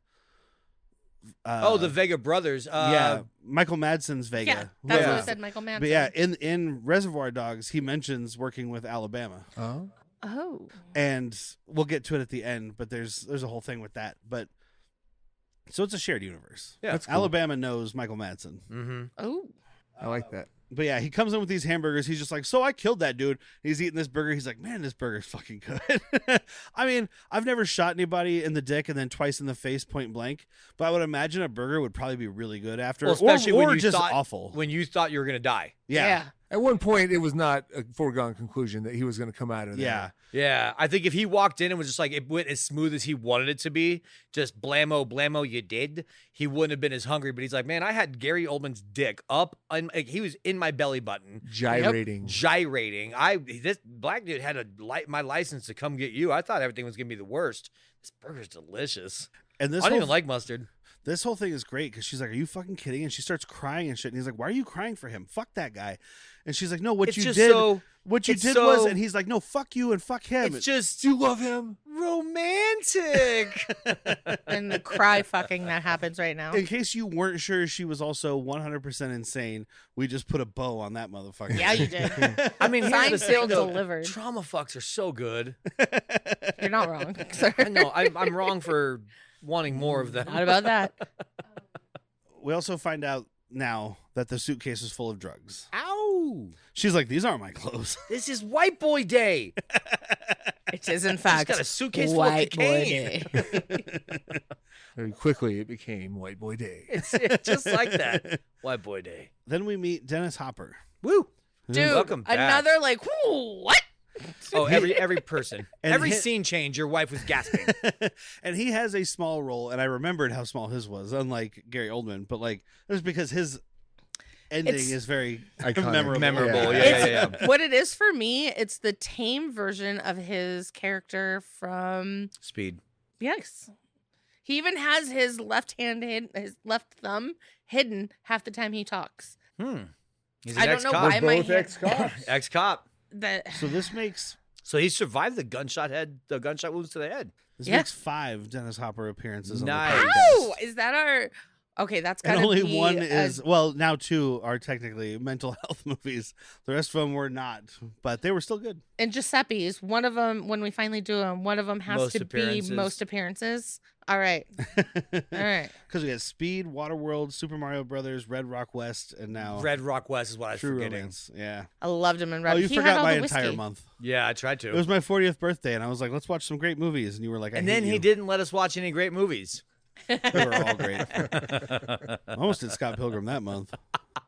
I would have been more upset by it. Happy birthday. Sorry your party sucks.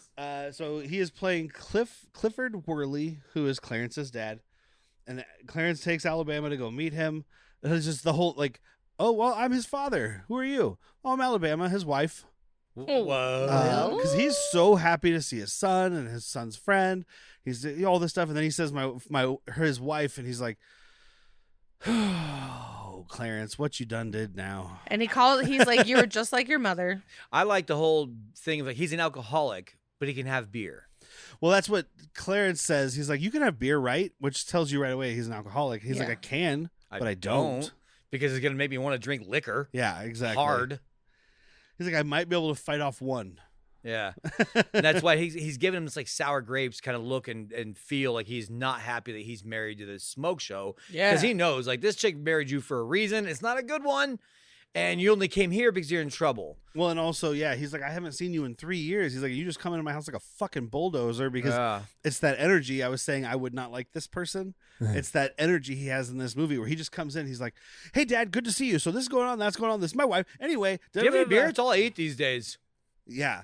Do you have anything to drink? 7-Up. Do you have anything better? Even when he sends out, he's like ready to explode. This whole even when movie. he sends out Alabama, he's like, "Do you want to his dad's like, do you want any beer?" And he's just so floored he can't think. He's like, "Well, I'm gonna get beer. There's gonna be beer here if you want it. You can have it. You cannot have it. I don't care."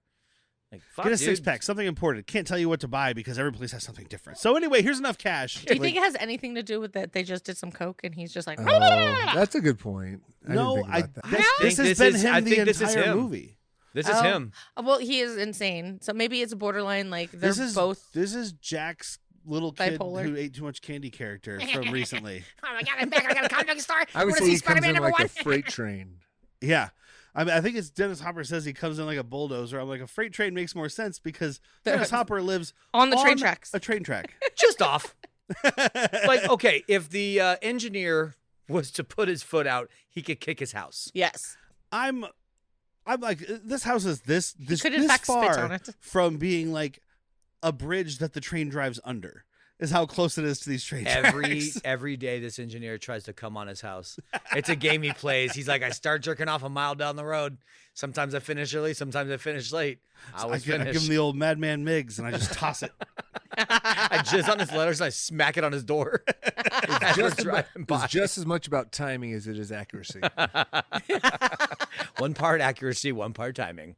Like, I love this 100% cut. sexy. I love this cut because Christian Slater's like, so Dad, I'm in a little bit of trouble. Will you stop talking? Yeah, just hard cut to him back outside the house, just yelling at with him. hats. Shut the fuck up. Because we don't need to get the recap. We've already got it. Yeah. We're up to date. But As his the dad audience, was not. Thank you. Yeah, thank you.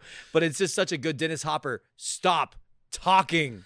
So like Dennis Hopper is a retired cop, and he's like, just ask some of your cop friends if they've heard anything about us, if they're looking for us. I don't want to. I never asked you for, and it's another good speech from Christian Slater. He's like, I've literally never asked you for anything. When Mom left you, did I give you any shit? No. Everybody else came at you for being a drunk. Yeah, I when never you were did. drunk, did I give you a hard time? Like all this stuff. He's like, I've never asked you for a goddamn thing. I just want you to tell me if the police are looking for me. That's it. It's just so I want to hear the call, Dennis Hopper. Hi, you guys looking for my son? No reason. Just asking. Just doing follow up on something completely random. For my security guard job, I had this question about this drug dealer, Rexel. You know anything about Blue Lou? Did you catch his dog's name? Rommel. Yes. General Rommel. Yeah. This guy's got a thing for blonde hair, blue eyes too, and he's got a way of speaking about people of color. Just saying, man. Well, okay. He does have that speech that's coming up, but I think that's more as a he's trying to. Let's wait to get there because I think you're right. He's trying to piss them off. We'll talk about it. We do have a quick cut to Michael Rappaport playing Dick Ritchie, which is a great name. just auditioning for TJ Hooker. Terribly. Awful. Terribly. And he gets the part. Hey, I'm driving. Oh, look, who's that? Get him. Shoot him I wish there. we had video right now. Oh. I'm driving, and it's like a little kid driving a car. His hands are above his head. Like This fucking casting lady does it perfect because she sits there. She gets exactly what she needs, which is, I thought he wasn't going to get the part because it's like 3 seconds of bad acting. Have you ever seen TJ Hooker? No. He got the part. Oh, okay.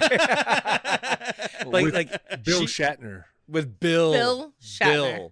But she walks over after like 3 seconds and is like, yep, thanks. You're a great actor. Give me this script back. You're perfect. Get out.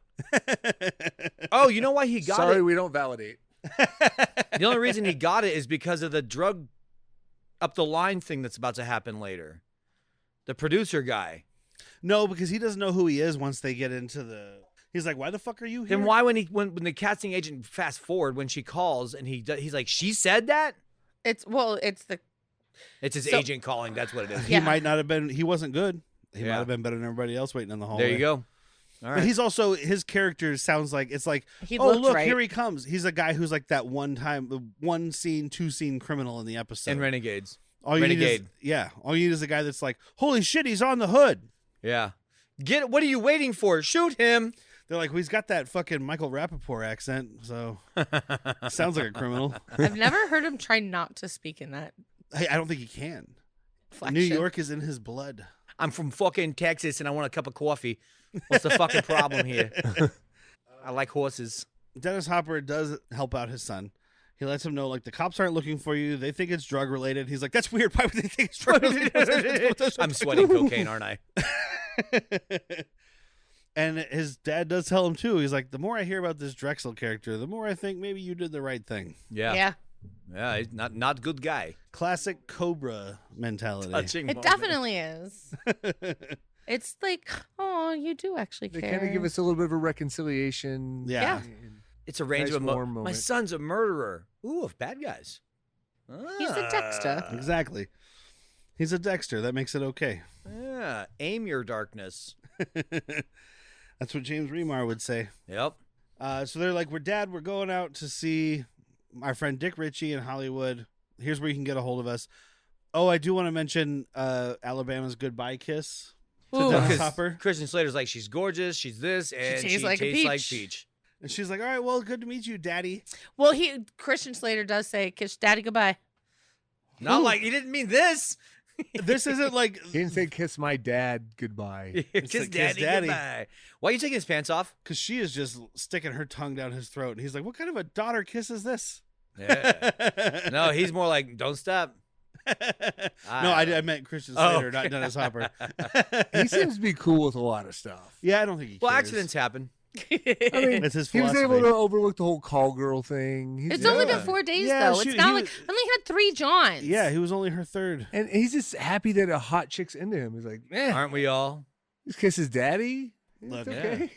Yeah, I get it. It's fine. I know something's This is wrong in weird. Denmark when a hot chick hits on me. I'm like, Oh, anytime a hot chick hits on me, I'm like, I'm not a spy, but I feel like you are. who I are think you have the blocking wrong from? person. I'm not Jack Bond. I'm James Bond. So they head off to Hollywood. I love when he gives Dick Ritchie a call from the road to let him know they're coming. Don't talk to me while you're pooping, please. He has a poop phone. Please don't talk to me while you're pooping. And this could be just like a weird movie thing, but I think somebody thought about it, and this is like a I want to be an actor thing. He doesn't want to miss a callback if he's taking a shit. Mm-hmm. So he's got a phone. He's got the phone out in the living room kitchen area, which is basically the same thing in this little tiny hovel they're living in. This little bungalow. And he's got one in the toilet. And you can't trust your roommate because your roommate is fucking stoned ass Brad Pitt. Dude, Super Oh my stoned. God. Brad Pitt as Floyd in this movie is astounding. Yes. Great, dude. Every response has got that perfect delay, that perfect cadence. It's just like slow and drawn out. Like the guy's already out the door. He's like, wait, no, come back. Are you here? Oh, fuck. I Condescending love asshole. his You want to smoke a bowl? after shit talk. Like everybody does all their shit because everybody in this, it's a Tarantino script. Everybody talks the snappy snap, quick, and then they leave. And Brad Pitt's like, wait, what? Like the whole conversation is over, and then he's like, hold on, I had. Did you want to come Oh. inside? He's gone. And I guess this was like a nothing. It was like a guy on the couch role. He had like no lines. Yeah. I guess he just It's improvised an a early bunch Brad of shit. Pitt too, though. Yeah, I mean, this He's is done Thelma and Louise. I was gonna say, is this before Thelma and Louise or after? I think No. Thelma's first. Yeah. It's probably 92. It's close. I always Yeah. was told Thelma and Louise was his first movie. It's not his Okay. first movie. It's his first, I think. No, because he did a movie called Cutting Class. Yeah. which definitely came before Thelma and Louise. It's his first big movie, Thelma and Louise, and it's Okay. also him shirtless with his cum gutters hanging out. Stupid, sexy Brad. Yeah, that's the other thing. This is a very sexy early 90s Brad Pitt. This is And not a I don't stone want dude. to, but if I had to, If I had to fuck a dude, This it would is- be Brad Pitt. I'm fucking just saying, me. this is not a stone dude living on your fucking couch with these fucking abs and this Yeah. whole thing. Well, but he's a Venice Beach high. Venice Beach stoners have to keep their bodies in check. I'm a Tucson stoner. I can let myself go. I'm not walking around shirtless. Oh, yeah. So Thelma and Louise was, God damn, this dude was working. Because Thelma and Louise was 91. And there's a bunch of stuff I haven't heard of, but there's 1, 2, 3, 4, 5, 6 movies between Thelma and Louise and this. 2 of them being Cool World and California with a K. Okay. So like actual like starring I've seen roles. both of those. Yeah. He was Cool working. World with a K. No. That'd But be have you really ever seen Mortal that one? Kombat. Cool Cutting Class. So like Jennifer Aniston before him, I want to getting his start in a fucking cheesy 80s horror say movie. yes. My sister probably made me watch it. Well, if you haven't, I have it down here on Blu-ray. So. I mean, just why wouldn't you? At this point, I'm not even shocked anymore. was it something you hunt down and found that one? No, it was just the people I follow released it, and I was like, "What?" There's also a lot of times that Derek just gets like a box set or like a grab bag, and he's like, "This was in it." Oh yeah, I have a subscription to this label particular, and they just send me 2 to 5 movies a month, and I'm like, "All right." Sometimes he's happy, sometimes he's usually not. Sometimes I'm happy. Sometimes I clean up the blood. Sometimes I clean up the cum. Ugh, what a Tuesday. It's Wednesday. But they're having this whole Now I wanna clean conversation. up blood and cum. So Christian Slater puts Patricia Arquette on the phone, but then continues to have a conversation with Michael Rappaport through her. yeah. So it's like, ask her ask him if he got the letter. Did you get the letter? What letter? Let me He said what let letter? me talk to Like, let me talk to him real quick. Let me just talk to let me talk to Clarence. And he's like, "No, I'm not going to talk to him.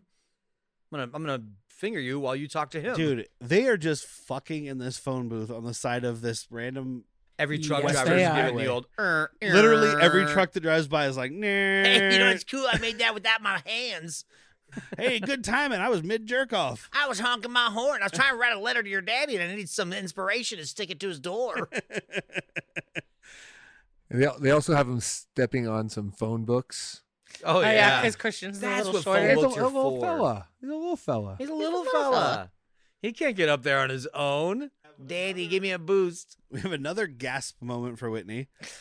Christopher Walken as Vincenzo Caccati. He's walking in, but he's not doing the voice I'm doing, which is I mean, his more. He kind of He is. is, No, but he's it's the doing- normal version. He's doing of the it. down whisper, and I'll be damned. That's just how he I'm talks. gonna do it. But over the years, it became more. Hi. Yeah. Christian Like Slater. this- or this is a- Christopher Walken. This sorry. is a terrifying version of his voice. Yes, it is. dude. You know he who I is am? a fucking monster in this. Like, Yeah. because it starts out, you're like, it's Christopher Walken. He's doing the thing. He's doing the When Christopher you get to the Walken pearly thing. gates, tell him you never met somebody as evil as personified as me. Dude, it just starts with, "Do you know who I am? No, I'm the Antichrist." What? The hell? He's letting you know right away, man. This is not going to go well for you. I'm gonna give you the smarts once, and you're not gonna lie to me. And it's also a rogues gallery of henchmen. Yeah, one you of them's got a welcome Gandolfini. back. Yeah, we got James Gandolfini as a welcome back. God, I didn't get the other dude's name, but the dude who only speaks Italian and has no He's idea the what's welcome going back. on. Yeah. Yeah, because he House was guest. Yes. Oh, like I'm some sort of philosopher, yeah. like Socrates. He's one of the goons in that. Yep. Yeah. And then, one of the other goons, I think he's the one that makes it the longest in this movie that has like the chick hostage. He's one of the goons in Ace Ventura that's holding Oh, Snowflake Jesus. hostage. Okay, because I recognized there was one. I mean, they're all in Goodfellas and shit like that. yeah, That's they're Italians. Yeah, they're Italian. They wear these suits well. They got the glasses. They're Italians, and it's the early 90s. It was their heyday. Oh, yeah. We's eating, baby. Manja. Thank you, Marty. Even if you're not in his movie, thank you to Marty. Thank you, Marty, for making these. Well, I mean, I think it goes back to Godfather first. Yeah, but I feel like it was like the Goodfellas Casino era that really brought it more. Like people started. Making it is them, a different. Like, that is like what almost 20 years apart. Yeah, because Godfather was in the 70s. Then you get like Goodfellas and Casino, and then you have like, Donnie Brasco, and you have all this kind of stuff going on, like all these other movies, just mob movies. But so it's like, I'm here because your son stole from Blue Lou Hullabaloo. Yeah, Blue Lou Hullabaloo. No, it's something. It was Blue Lou, I think like Buford. It's a B name at the end. No, yeah. Blue Lou Bayou is what I wanted to say, which that's why I know it's wrong. Now. That's why it's now. There's no Italian with Bayou. I'm going back someday. But he's like, your son stole from him. Have you seen your son? I haven't seen him in years. Just punches him in the face. Let's try that again. This is when we finally see James Gandolfini, too. Mm-hmm. We didn't see him before because he's standing behind Dennis Hopper. I saw him. Well, they didn't show his face yet before this moment, which is a couple seconds into the scene. You just see a dude sitting there with a shotgun. And then it shows Hopper, and you see just Gandolfini back there doing his fucking goon face. Yeah, it's a good goon face. He has this weird, like... He's got a his top tooth. Teeth sticking out, like, smile thing, where it just looks like... He's like, so when do I get to shoot a guy? I'm ready for violence. He's the hungry dog. I just saw you punch him in the face. Can I get some of that action? I want to punch somebody in the face. Because everybody in the world knows who James Gandolfini is because of Goodfellas. Everybody in the world under 30... Sopranos, sorry. Everybody in the world under 37 knows who he is because of Sopranos. Sorry, we were talking about Goodfellas. Yeah. But, like, we got this, what did we do with him? Perdita Durango. You mean over 37 know him for? Under. Over. Fuck. Under or over? Yes. So people our age know him for Sopranos. Our age and slightly younger. Okay. I can't keep my brain straight because we got so many brain is gay. Going on. Can't keep it straight, man. You think about fucking Elvis. But what did we talk about? What did we talk about him in? Perdita Durango, Vertical Terminosity. Oh, that's right. I knew he had something else. Vertical Terminosity is another one where he's a goon, but he's acting like he's doing that. Like, hey, I'd like to come in and see your stuff and read your books, and then later I'm going to shoot you in the face. Yeah, but then he's a Russian. Oh, that's right. That's right. He's from Russia or Texas, can't decide. Tough to know. But yeah, so nobody knows who he is at this point. But no, this scene it's one of those it's just a beat him out of him scene. Yeah. Torch it. Well, up until the end. Dennis Hopper figures out real quick, I'm not making it through this. There's no way I'm living through this. So instead of me getting tortured, slow pain, yada, yada, giving up information about my son that I don't want to, I'm going to force an issue here. Because Walken's like, I'm Sicilian. We're the best liars in the we're the best liars on the planet. My father was a fucking Golden Gloves liar. You never knew if he was telling the truth or not. There's 17 different pantomimes that you can do when you're lying. 20 if you're a woman, 17 for a man. And now I want to ask you a question, and I'm going to see if you're lying. And that's when he's like, oh, Sicilian, huh? Well, get ready for a story, and it's going to have some N-bombs in it. Yeah. And this is what you were talking about earlier, and I don't think it's Dennis Hopper being racist. I think it's the Italian.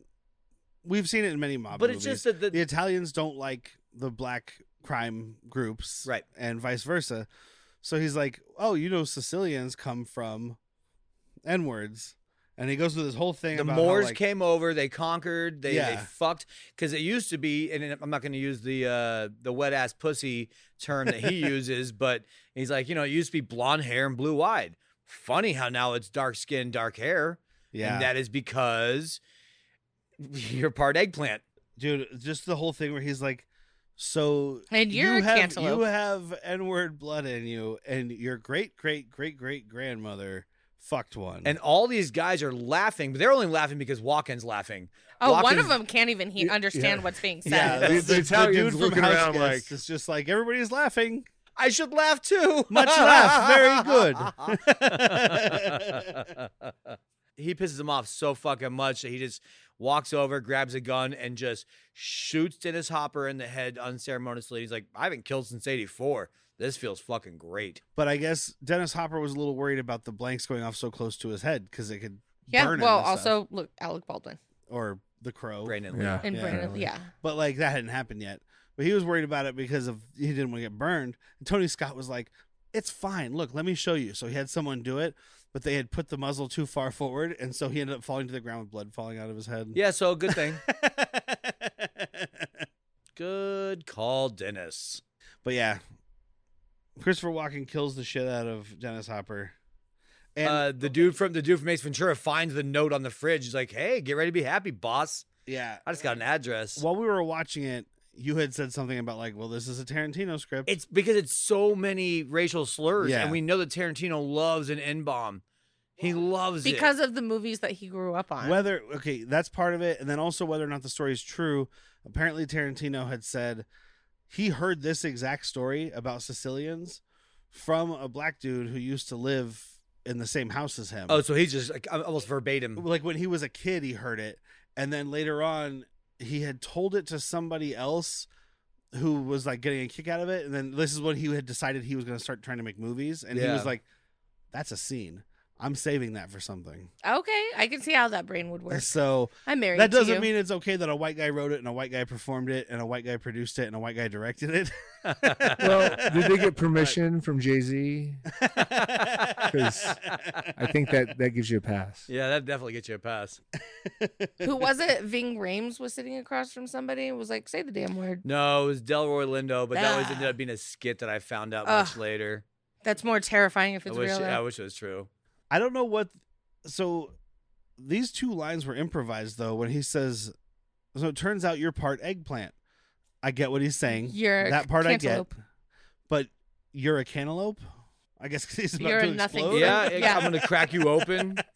Ooh. You got rough skin like Ray Liotta. Oh, rest of pictures. You look like Seal, but white. I this think is I when- think it was probably just like, "I'm an eggplant. You're a fucking cantaloupe. Fuck you." He didn't have a good witty comeback. Yeah. Or he didn't. What's the fruit? You're an eggplant. You're a watermelon. I don't know. What are you doing here? But then Christian Slater and Patricia Arquette get to Michael Rappaport's house is when we finally meet Floyd, played by Brad Pitt. And I love it because Dick Ritchie is sitting there. He's doing something, and the doorbell He's is sleeping. ringing. He's on the phone, I think. He's sleeping with the script in his chest. Oh, that's Yeah. right. And then the doorbell is ringing, and he wakes up, and he's like, "Can't you get the fucking door, Floyd?" And he's like, "Oh, I didn't hear it, man." Dude, she is. Bop, bop, bop. Oh, she's Hello? knocking, and Floyd is sleeping next to the door. Feet I didn't away. fucking hear it, man. Oh, Which I meant think I knew he's it wasn't sitting for like me. this watching TV because he's got the remote in his hand. Sorry, he has the remote in his hand and is laying on the couch. Like, Statue of Liberty. yeah, he's got his There you arm go. raising up. I have caught myself just sitting there with my arm up in the air for no fucking reason. Yeah, but you hear a door knock. You're stretching, but you hear the door knock. No, I'm just like, especially when you're laying flat. I love they drag Michael Rappaport out. They're like, "We're gonna go get some food," and they take him to the hotel they're checking into. Doesn't have pants on, the guys. whole time he's in his boxers. They just drag him out the door. He's like, I don't have pants on," and they're like, "That's fine." It's Come with LA. us." Nobody fucking cares. I'm happy he's got boxers. That is a Safari Inn. It's a Safari Inn. It's a swimsuit now. The Safari Motor Motel Motel Inn. So basically, his whole thing here is he's like, Michael Rappaport lives in L.A., so I'm gonna bring him $500,000 worth of cocaine, Sell it for and he $200,000. can sell it. You live in L.A., you know how to sell cocaine. You're in the acting industry. You know how to move cocaine. And I love Michael Rappaport's whole thing is just like, yes, successful actors do this. I'll let you know when I become a successful actor. I just auditioned for T.J. Hooker. There was the letter that was sent ahead of time for him to make something happen. but Floyd smokes the second half of that letter. Oh, that's true. Which, my God, what a fucking terrible joint. Rolling fucking This joints guy with is smoking notebook weed paper. out of a plastic honey bear Yeah, later it's- in this movie. It's a It's honey a honey bear bear. bomb. So that piece of paper with writing on it isn't any worse. At least it didn't have honey on it, though. Saying. So he's like, all right, I do know one guy. He's an assistant to a big producer. Where should we meet him? And Alabama's watching TV and she sees a commercial for this Six Flags or whatever. And she's like, a roller coaster. Roller coasters. So then we meet Elliot Blitzer, played by Bronson Pinchot. It's Balky from Perfect Strangers, Balky or Bartakamus. Or Serge from I think all 3 Beverly Hills Cop movies. I know he's definitely in 2 of them. I know he's in the first 2. I think he's in the 3rd one. Probably. Get the fuck out of here! No, I cannot. I'm being serious. You want the espresso? I make it in the back myself. A little twist of lemon. It's nice. Twist. Oh, they like, drag him on the roller coaster so he can like tell him all this made up story about how he got it from a corrupt cop and all this stuff. And he is just like on the verge of vomiting the entire fucking thing. And then he's done being on the verge of vomiting. I love how he's got his head hanging down like he's sick, and on the table behind him is just a bunch of half-eaten chili dog. He has vomit on his sweater. Oh yeah, yeah. When he sits up, there's vomit on his tie. And all, I don't think he has an ascot. He's got a sweater tied over. Oh. But either way, gross. He's dressed to go to the country club. He is. Yes, that's not roller coaster attire, my friend. Christian Slater stands up. He's like, "Do I look like a beautiful blonde with big tits and ass, whose pussy tastes like vanilla ice cream or Why whatever?" are you trying to fuck me? He basically describes his wife. Is Marcellus Wallace a bitch? So he's like, "Fine, I'll call my boss." He calls his boss, Lee Donowitz, played by Saul Rubinek. Warehouse 13 is the thing I know him from. He's in a bunch of shit. He almost has like slight stroke face where half of his face doesn't move. He's got a good role in Frasier. Apparently, he's supposed to be. So Tony Scott had worked with Joel Silver on Top Gun, maybe it was. Okay. Something right before this or shortly before this, and he really didn't like Joel Silver. So he had Saul Rubinek act like Joel Silver, but Saul Rubinek said later, he's like, I didn't know who the fuck Joel Silver was at the time. Yeah. Because he wasn't on that level of acting yet. Well, so he he's never just really doing did, this performance. This guy never really made it. We know him from stuff. He's been in some movies, but he's a TV guy first and foremost, I'd say. Well, he said at one point, he was like, parodies in movies they're not insulting. Like, it's a compliment because people are thinking about you. He's like, but Joel Silver didn't talk to me for many years. Over a joke. I wasn't even I didn't understand what I was joking. But I love when Elliot calls him and he's like, Elliot, why the fuck am I talking to you on a Sunday? Don't call me here. They're doing like this whole thing about. He's like, well, I met the guy. He's like, don't talk to me over the phone about this. My God. And Christian Slater's got the drug phone lingo, kind of. Yeah, he does. I want to bring you a movie, Dr. Zhivago. It's going to be huge. It's going to open everywhere. You can produce it for this much, make this much. It's going to bring people. You don't have to make another movie for 2 fucking years, man. Perfect. Exactly. You just have you do the movie. All right, fine. We'll meet. He does talk to Bronson Pinchot though, and he's like, because he's like, Rappaport's over there. Tell him an actor. Tell him an actor. Did you tell him an actor? I acted. I'm an actor. Well, I love. He's like, how do you know these guys? And it's like, well, he's a friend of Dick. And Who the fuck is Dick? Who the fuck is Dick? And he's in like, my acting you class. Want me to suck his dick? He wasn't against it. If I have to suck one dude's dick, it's wouldn't gonna be the Christian first one. Slater. It would be Christian Slater. This wouldn't be the first one for this character. You're probably right. Just to move up in the ranks. Yeah. Oh yeah, he gave. This is where he allows the boss to talk to him. Like, he clearly is willing to put up with being shit on. Literally, quite literally. So sucking a dick probably for him is like just another day in the office. I'm gonna suck his dick and he's not gonna shit on me. I'm in. Cool. I don't have to do another Sylvester Stallone movie. I was gonna say, what would you rather, shit on or suck a dick to climax? Shit on your chest or suck a dick to climax? Shit on my chest. I'm not sucking a dick. I'm sucking a dick. You can keep your shit away from me. You can keep your dick away from me, pal. Thoroughly dislike both options. I dislike both options, but at least with a poop one, it's like I'm not in control of when it's done, and you don't have to ingest it. Well, it's I'm not in control of when it's done. The sucking the dick. What if I'm bad at it?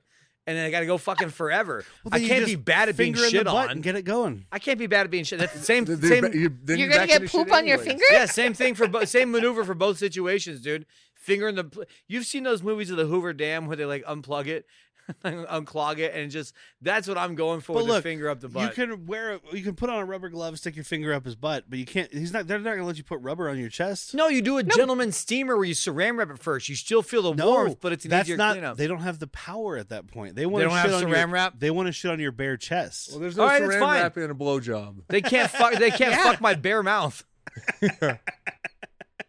So we learned he'd rather vomit than sharts. Yeah. like verp or sharts? Yeah, no, rather verp shart than no, verp. Yes, I'd rather shart than verp, and I'd rather suck a dick than get shit on. Look, I don't want shit on me. No. PJ said it. These are bad scenarios. These are not good. There's no winners in this except for the person getting their dick sucked by some fucking dude named Derek. So Gandolfini shows up, and he goes to the house first. He talks to Floyd because it's through the door. He's like, "Where's Clarence in Alabama?" And that's when he's like, "The Safari Motor." No, I met them, man. In what? They might be back. Do you want to come in and watch a movie or something? No, I'm good. Dude, all right. Do you want to come in and watch a movie? And then when the next set of goons shows up, you guys want to smoke a bowl? Yeah. But when James Gandolfini walks away, that's when he's like, condescend me, man. I'll fucking kill you. Shit. It's the Super Troopers thing. Man, it's a good thing that cop left. I'd have to bust out my 9 and bust a cap in his ass. Oh, no. Everybody's seen it. Schnozberries taste like schnozberries. But yeah, you want to watch TV or something, man? He's just looking for a friend. Yeah. He does tell them where they are. So maybe that guy's got weed. Come in. So Alabama gets back to her room, and James Gandolfini, Virgil, is sitting there waiting for her. And we had talked about, like, why did he just look for the drugs? Because then you don't have this cool entrance of, like, he had to sit down, cross his legs, and put the shotgun in his lap and just wait. He also does, when he does find it, he's like, fuck, I'm getting old. Like, because he didn't think to look. Yeah. Like, your part's correct as well, but he even says, he's like, because she looks at it when she's in distress, and he's like, it's under the bed, isn't it? And he goes and grabs, he's like, fuck, I'm getting old. And he beats the shit out of her. Yeah. Oh, yeah, she He does. starts with just, like, punching her. But I love how she is laughing in his pain, face. but she's just like, I'm not going to give him the satisfaction.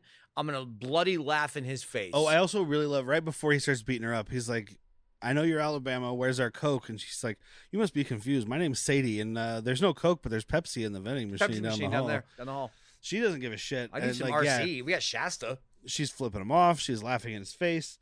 Meanwhile, Clarence is getting chili burgers. And chili cheese fries. This is a fucking house of diarrhea. Yes, it is. Maybe they like poop play. You wish. They picked both options. I will blow you while you are shitting. One of us is doing that. Are you talking about a Blumpkin? I want things coming out of both sides. Ew. White and brown. We call that a dirty rainbow. By the way, I just want to say, Alabama Whirly sounds like a sex move that I'm terrified of. This performance from Gandolfini right here is fucking great, though. When he gives this fucking speech about, like, the first kill is the hardest one. And I don't care who you are. The second one, it's a little bit harder, but it's, like, a little diluted. By the third one, you don't give a shit. Like, now I just do it to see how their expression changes. Yeah, it's cold. Dude, it's... Because he's got that same goofy fucking look on his face from earlier that we were talking about. Yeah. This, like, toothy, like, half smile. So he's just, like, laughing to himself about, like, I just want to see their expressions change, man. Yeah. Did anybody get the feel that he was going to make grape juice? Yeah, I think he was going especially to at that end where he was really he was gonna force himself upon her. Oh yeah. There's because she's got her shirt ripped open and he's like, no more fucking Mr. Nice Guy. It's like, God, that outfit's sexy. You look good. Turn around. And I know he's fucking with her, but I think there was some grape juice thoughts intention. But like, she pulls out this corkscrew and is just like the least intimidating thing you've ever seen. Just holding a corkscrew at this dude who's got a fucking shotgun with multiple rounds loaded up. I think the shotgun's on the he's got his fucking pistol, his revolver out at this point. Yeah. The shotgun's still on the table. Oh, okay. But I tracked it. That's why. This obviously it's not the same character because he dies, but if his character in 8mm makes this same mistake, by the way. Yeah. He puts the pistol away. He's like, all right, stick daddy. Stick it in daddy one time. Come on, because he's like, okay, she's gonna jab it in my gut or whatever, but it's a corkscrew. She fucking jabs it in his foot, and then she just starts beating the fucking shit out of him. She hits him with an Elvis statue, which, you know, Christian Slater wouldn't be happy about. Yeah, it'd be fine. If a hotel room, they just happen to have an Elvis statue. No, he brings this everywhere. This with him. Yeah. Oh, this is his travel companion? Yeah, he's got a trunk full of ceramic Elvis heads. And then it's the most brutal part because she hits him with that, and he grabs her and tosses her through the glass of the shower. Dude, the shards that they left in that shower, I'm like, are we sure that's just fake glass? Yeah, that's not sugar glass. Like that. But she starts laughing. She's like, "You look ridiculous." And then she just puts. I thought she was gonna grab the glass and stab him because again, it's been 12 years. But she just like rubs shampoo in his eyes, which stings. So he like backs up, and then she takes the toilet seat cover and just beats him to fucking death with this thing. One almost hit, to death. Almost. Just one hit. Yeah, No, because she hits just him. keep hitting. And then she fucking pulls out hairspray and lights him on fire, and we just have a flaming Gandolfini. Flame Dolfini. Apparently, the MPAA did not like this, so the director's cut we watched has a little bit more brutality than the theatrical one. Thank God. Especially in this scene. Okay. But the MPAA didn't like it. And their problem wasn't James Gandolfini beating the shit out of Patricia Is it Arquette. her bloody? Their problem was her fighting back. Shut your fucking They whore described face. it as too animalistic. It's wild. I like my women sexy or beaten, but not fighting back. Like, come on, America. Yeah, come on. And this is why the MPAA is garbage. One of many reasons. What is it, the MPAA? Yeah. The Motion Picture Association of No, America. M. Massive Pussy Association, amigo. Massive porno. Penises. None of them have massive penises. Massive pimples. My penis always attracts. Master penis anal actors. Major problem at Arizona. Major pedophilic Yeah. There you go. against Whatever you say after that a is woman. good. You're right. Major pedophiliac. Fill in the rest. And by the way, a flaming Gandolfini, that's a trapeze move. That's huge. The huge in the circus. I thought you were about to give me like a Gandolfinis. flaming shot recipe, and I was like, dude, what's a flaming The Gandolfini? flaming Gandolfini. We can figure it out. It's going to have some fucking sort of Campari. cinnamon it's got rufflement. the Sambuca. Sambuca. There you go. James Gandolfini's on fire. He tries to grab the shotgun, or he does grab it and take one shot. Yeah, he's got it's the death gasp. And then she just fucking blows him into tiny pieces. I do want to say your wife called it because she empties the pipe. Yeah. Yeah, You know, does. she empties all the bullets, and when he's like, "Don't stop, use it as a club," Yeah. she does. She does this guttural like She would be such a good final girl because we always talk about like in horror movies, like don't stop, you have them down, empty the clip, light them on fire. She did it in opposite order, and like do not stop until they are Pulp. atoms that cannot be put back together. I need to say I definitely looked over at husband and was like, she looks really good covered in blood. Some people do. Some people do. That might be a kink that got unlocked when we watched Blood Drive. Not you can take the mite and shove it up your ass and then poop it out in your husband's check chest out later. the show Blood Drive. That I don't know the actress's name, but like she's good looking the whole time. But when she's covered in blood, you're like, all right. Yeah, so it's like a female Bruce Willis, man. She almost Put looks, it on the she almost list. looks better covered in blood. You can take Do it out- again. You can take out the almost. Do it again, but bloodier. Yes, please. But then Clarence shows up. John Lovitz there? David Lynch. Lynch. Okay. It is John Lovett's voice, but it's David Lynch saying. Clarence shows up as soon as she kills this dude, and he's like, that's cool. We gotta go. Yeah. We don't have time for trauma. Yeah. Cops are on. Can you hear that? Listen. Yeah. He There's grabs people her. coming out of the other motel rooms. There's already sirens. Like, She remembers to grab the, or she's like, grab the Coke. no, she grabs the money. No. This No, is, she does grab the Coke. That's later. She grabs the Yeah. money. She's always on suitcase She's patrol. got the right suitcases. She does. And she's a trooper. She's taking a pretty bad beating. Yeah, I didn't And do it for she's- free, man. And her mind was still on like, hey, I just got my ass kicked for something. Yep, I'm getting my treat. And then this next scene, you already know where it's going when you see it. It's like it's Elliot driving like an asshole. He's obviously coked up because he had said something earlier about like A sample oh bag. yeah, my boss needs a sample. And I was like, you're not going to see your boss. This is a big ass sample bag, dude. yeah, That was, it's like a kilo of cocaine. Yeah, this was not a sample bag. This was like a hey, have a party for 10 people for 3 nights or for 3 people for 100 nights. yes.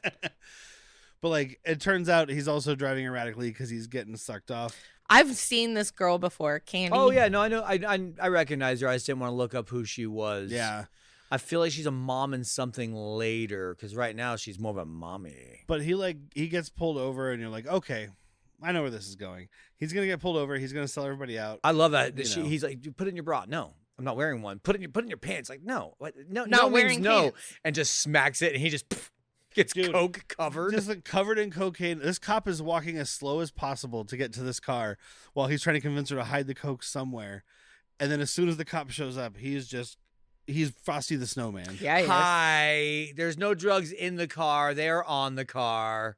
Sorry. There's a heavy dusting of cocaine on his face. We just went through a snowstorm. Did you not go through the same snowstorm we went through?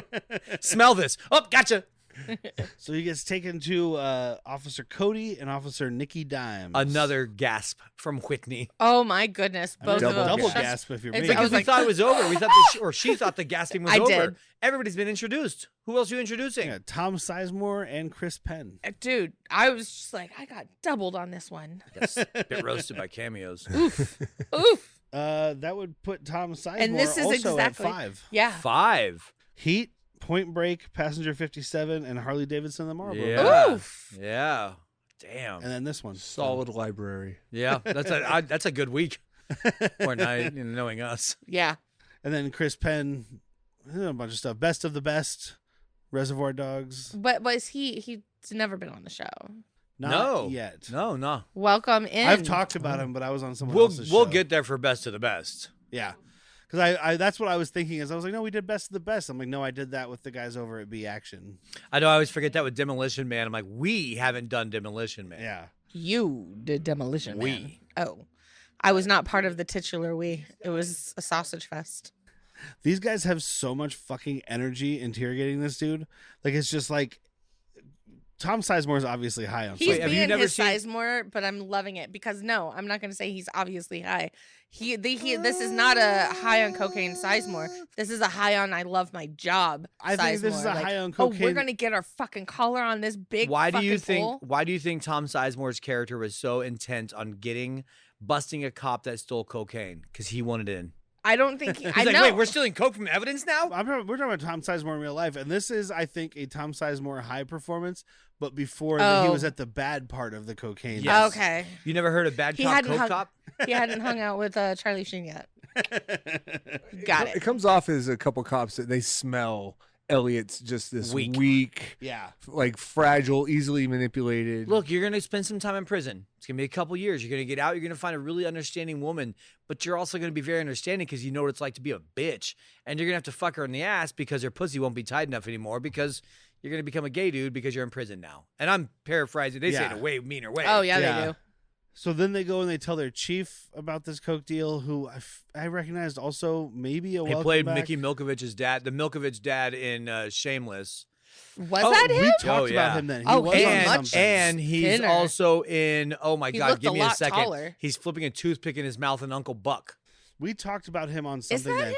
'Cause Yeah. you I don't said, think you that's the said same Mickey person. Milkovich's Yeah. dad when we were talking about someone else too. It's the same actor. Right, but so he is a welcome back. I would also. stake my He's very lack skinny. of reputation on it. This one looked like a much taller guy though. He was sitting down. It was his commanding presence as the chief. Exactly. I'm gonna say bupkis on that. Okay. Is there a penalty if you make a No. wrong call when it's challenged? No, because the penalty He would buys be the like first they have round. to, which I'm going to do anyway. The Exactly. penalty is going to be them making me not talk, and then we're all penalized. Yeah. Oh, yeah. There's no one penalty wants for that. him. I like the first round. That's a good rule. Maybe he was in a show we did on Latchkey Vids or something. I mean, I'm Oh, looking. Cop I Cop look, Rock. He's the baby He's merchant. the baby merchant on Cop Rock. but either way, they're like, this guy will tell us everything. He'll wear a wire. Like he doesn't give a shit. He's Fuck he's it, I'm in. fucked. He said I could poop on his chest while he sucks my dick if he didn't go to prison. They're like, you could. He's like, we're going to have to bring in the FBI or whoever or the IA because he said it's a cop. He's Internal like, I don't give a affairs. shit. Bring in IA, bring in the FBI, bring in whoever you want. As long as we get credit, we don't fucking care. It ends I up- want it- the collar. It ends up working out really well that he brings in so many fucking people, or that they do. Yeah. All because of Christian Slater's lie of like, I got it from a cop that took it from evidence. That escalated everything. Yeah. So they wire up Elliot. You can see this brick on my dick. And when you're sitting down, When you're standing up, nobody will be able to see it. no one's looking at your dick, dude. What's Trust the me. worst that could happen? So, okay, maybe it shocks your balls every now and then. Enjoy that. You're going to sit there and tell me you've never worn a dog collar on your balls? Okay. They get to the Beverly Hills Ambassador Hotel, and Christian Slater, as soon as they get in the hotel, shuts off the elevator, pulls out his gun. He's like, "What the fuck is wrong with you?" Yeah. I actually love this back and forth because Chris Penn's like, he's gonna shoot him. No, he's not gonna shoot him. He's gonna shoot him. No, he's not. He's fucking toying with them. He's gonna shoot him. Okay, he might shoot him. Fuck. Like the two cops are going back and forth. Like I almost wanted money to come out. He's gonna shoot him. $5, he doesn't shoot him. 10 says he does. The whole end of this movie is great. It's made one step greater by having the entire thing narrated by Tom Sizemore and Chris Penn sitting in a different Who shared a room. coke dealer for this movie? Yeah, they did. It was Like, Tarantino. They're just sitting in a different room narrating everything that's happening or commentating on everything that's happening. Like, Yeah, it's good. I love this fucking Clarence dude. He's fucking crazy. Like, You're an actor. Fucking act. and Chris Penn is very emotionally detached from anything happening to Elliot. Yeah. Oh, Like, yeah. He's like, oh, he's gonna die. Yep. He wasn't like, oh, we should do something or I care. It was just he's gonna shoot him. observational. Well, that was a fun try. Let's find another stooge. exactly. He doesn't give a shit about the criminals. He only gives a shit about his collar. And he's like, well, if that guy dies, I mean, we'll find someone. We still get the collar. We got a murder rap. Exactly. I mean, he gets a double Well, he collar said on we'll that. get him for possession because they want the producer. They want Lee. They want a big Yeah. name. Yeah. Yeah. So they will get him for murder. Not him, but they will get somebody. If he's buying this amount of cocaine, they can get him for distribution, whether or Well, it's the Trafficking. fish game. Who's he going to roll on? Well, exactly, but also whether or not he's gonna fucking distribute it. You find somebody with the $500,000 worth of cocaine, you can get them for distribution. Yeah. Yeah. Oh, yeah. Distributing Unless at you're his buying parties. it from Littering Jean-Claude in. Van Damme's guy, because a $500,000 worth of cocaine is like It's a an month. 8-ball. We talked about the $10,000 a day or a week story. or 10,000 whatever. a week Yeah. during Street Fighter was Van Damme's coke habit. Could you imagine? I think it's embellished a little, but not a lot. It's not. I don't think he's ingesting the 10 grand. I think he's just the only way to get women to I just come think, and be we with talked his about it tiny then. penis. We talked He's about it getting then. I ripped think off. he just has a Yeah. bad dealer. Yeah. That guy's like 8 balls, 10 grand. Dude. Can I get one cocaine, please? That'll be $200,000. I'll take it. Yeah, but you're still Jean-Claude Van Damme, even with a small penis. Trying to Like, do the fucking Scarface scene. I mean, with your butthole. I think you could, maybe there's a certain kind of girl he wants around. Yeah. I think it's Alive. Yeah, alive. That's what are you No into? penis. Alive women. I like to be in them a lot. Their penis needs to be smaller than mine. There's also It's a good rule of thumb. the Italian goons, Christopher Walken's guys, are also going for the whole drug deal here. Yeah, they've now caught up. They go to Floyd first, and we talked about it a little bit. They but are he's- Again. Fully armed. Right in front of this guy. As a guy stoned all the time, I would be freaking out if these guys were in my house while I'm ripping a fucking bone and they are just like, hey, where your fucking friends? well, this isn't the first guy to come to his door with a gun asking about Clarence. I know, but it should have been the last. I don't know. But he's handling calm. He's like, yeah, man. I love like mid sentence. He's like, "You guys want to hit a bull or something?" And I think it's Kevin Corrigan who's got like a non-speaking role in this. Cocks his shotgun. He's like, "Oh no, they're at the Beverly Hills Ambassador, man." Also, this hat. There's a story about this hat. Oh, the Venice Beach hat that he Oh, found. yeah, he's wearing this, like- Rastafarian hat. Yeah, he's wearing this like Rasta hat, and apparently he found it on, I think it was Venice Beach. Like Brad Pitt just found this laying on the ground. He washed it. and then took it and washed it. And I was checked. like, "We need this for my guy." Yeah. His stoner character is doing something I do when I'm a drunk asshole, where people ask a question like, "Do you know Alabama?" Yeah, and don't elaborate. You know where they went? Oh yeah, don't elaborate. It's just they're like so frustrated. Like, you know where they went? Yeah. Okay. Do you want to tell us where? Nah. The hotel. Which hotel? The beat. Oh no! Fuck! It's out of my brain now. Embassy ambassador. Okay. All right. Here's what you want to do. How do we get Dude, there? I love him giving instructions. He's like, "So you're gonna go all the way down to this street, then Drive you're to gonna take a left, Beechwood. then Drive you're to gonna Beechwood. Keep driving. Then you take another left, and you keep driving after that."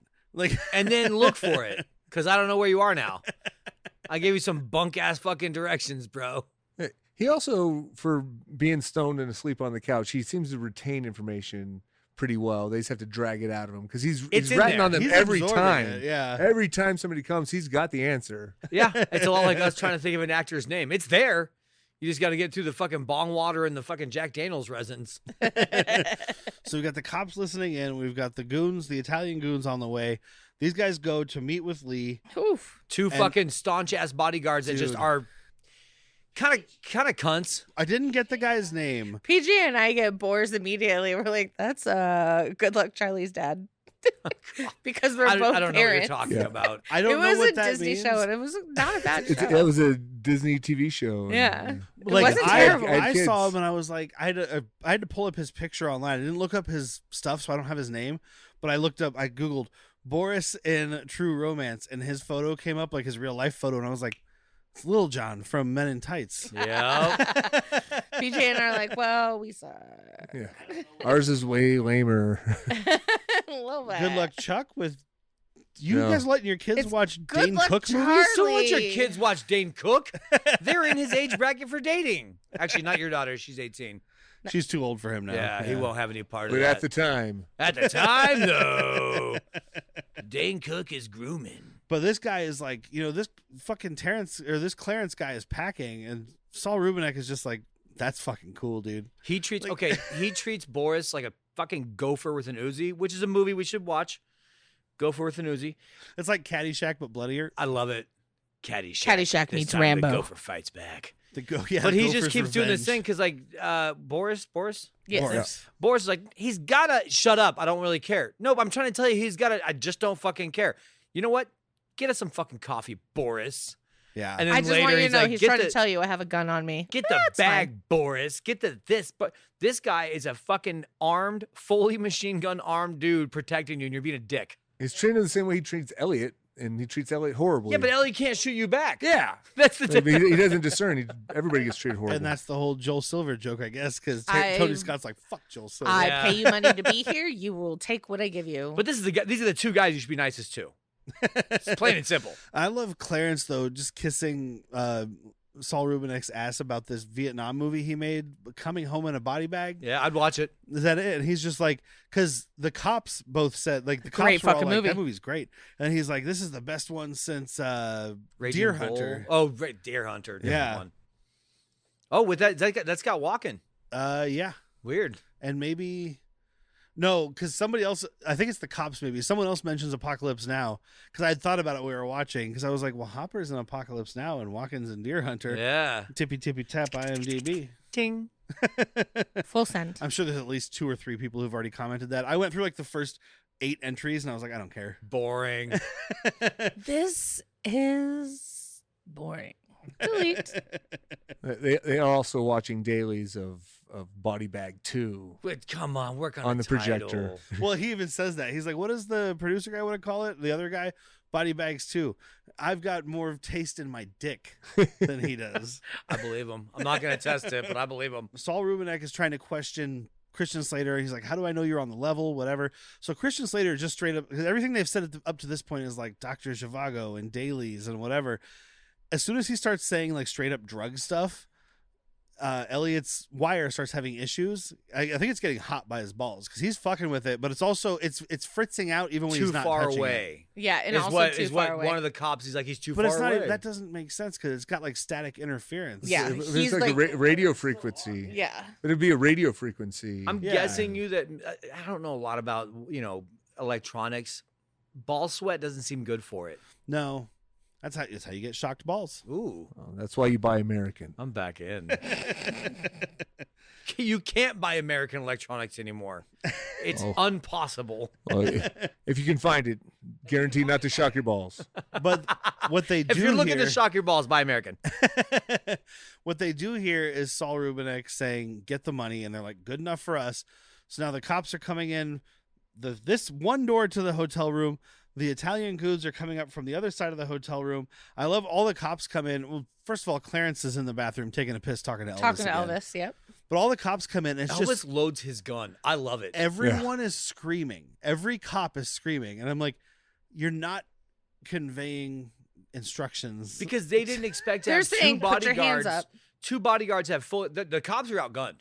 They all come in with their 9mm Berettas against these fucking Uzis and fully automatic weapons. They're like, oh shit. Yeah, but it's 2 guys with fucking automatic weapons and like 11 cops. Yeah, but like, you're all dead. All right. Would you rather be one of 11 with pistols or one of 2 with Uzis? I'm the 2 with the Uzis, man. I'm the one that's not standing up with my arms in the air. I am flat on the fucking ground. Whitney is a throw just rug. slowly inching away. She's laying on the ground waiting for Burt Reynolds to pose on her like a bear. Is that a throw rug made of a bear? Whitney's over there. Sure is. I may have my finger looped in the alligator suitcase of $500,000 and just like. I don't need it, but if I can make it out of here with it, I want it. Well, at some point here too, Boris is like, because he's not putting his gun down, and Saul Rubinek's like, put the fucking gun down. Something I didn't tell you, I fucking hate cops. Well, yeah. Maybe vet your goons. That wasn't on the application.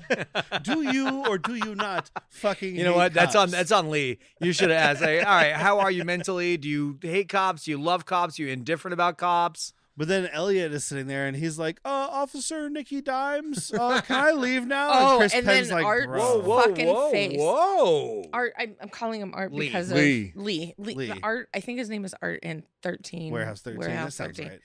right. But he just like, what? Like, it's Cool, almost because like then the also Tom zoom. Sizemore tells him, he's like, Elliot, shut the fuck up. And he's like, why do you know his name? Why does he know your name? You're a fucking rat. I treat you like a son and you stab me in the heart. Dude, he's got a good fucking, like, Ugh. he's just doing like a shithead producer throughout Yeah, this. but it's here he's doing amazing. this whole, like, my heart. He's doing a Jewish mother. Yeah. Yes.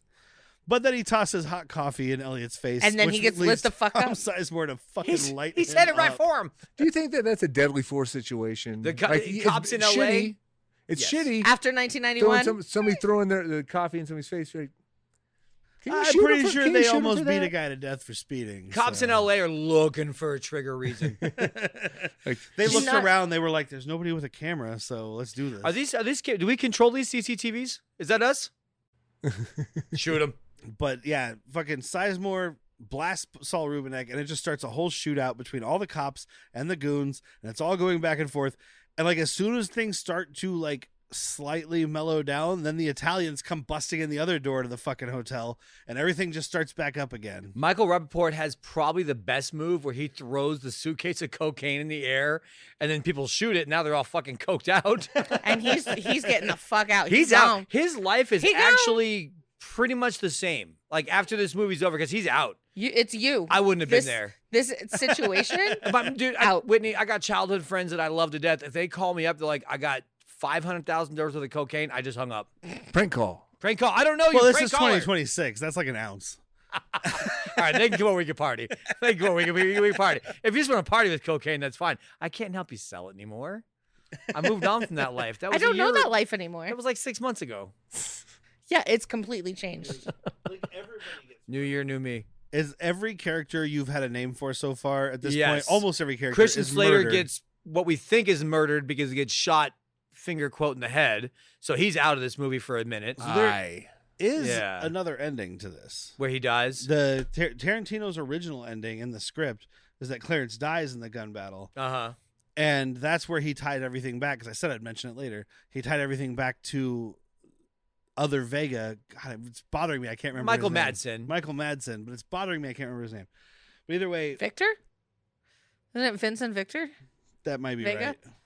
That might be right. But Clarence dies, so Alabama's a widow, and then she ends up hooking up with Mr. White, and then Okay. they have adventures before. I was gonna say it Reservoir still Dogs fits happened. in the. It could still fit where she works with him down in Mexico. I mean, it could fit that Alabama she knew White. him before, Alabama White. because the way he talks about Alabama is like they're fucking. So it could be that she knew Oh. him before. But either way, like that was the original ending, as Christian Slater dies. But also Tarantino even said in an interview later, he's like, if I had made this movie, Clarence would have died. But he also he wasn't mad about Tony Scott changing it. He's like, if I would have made it, he would have died.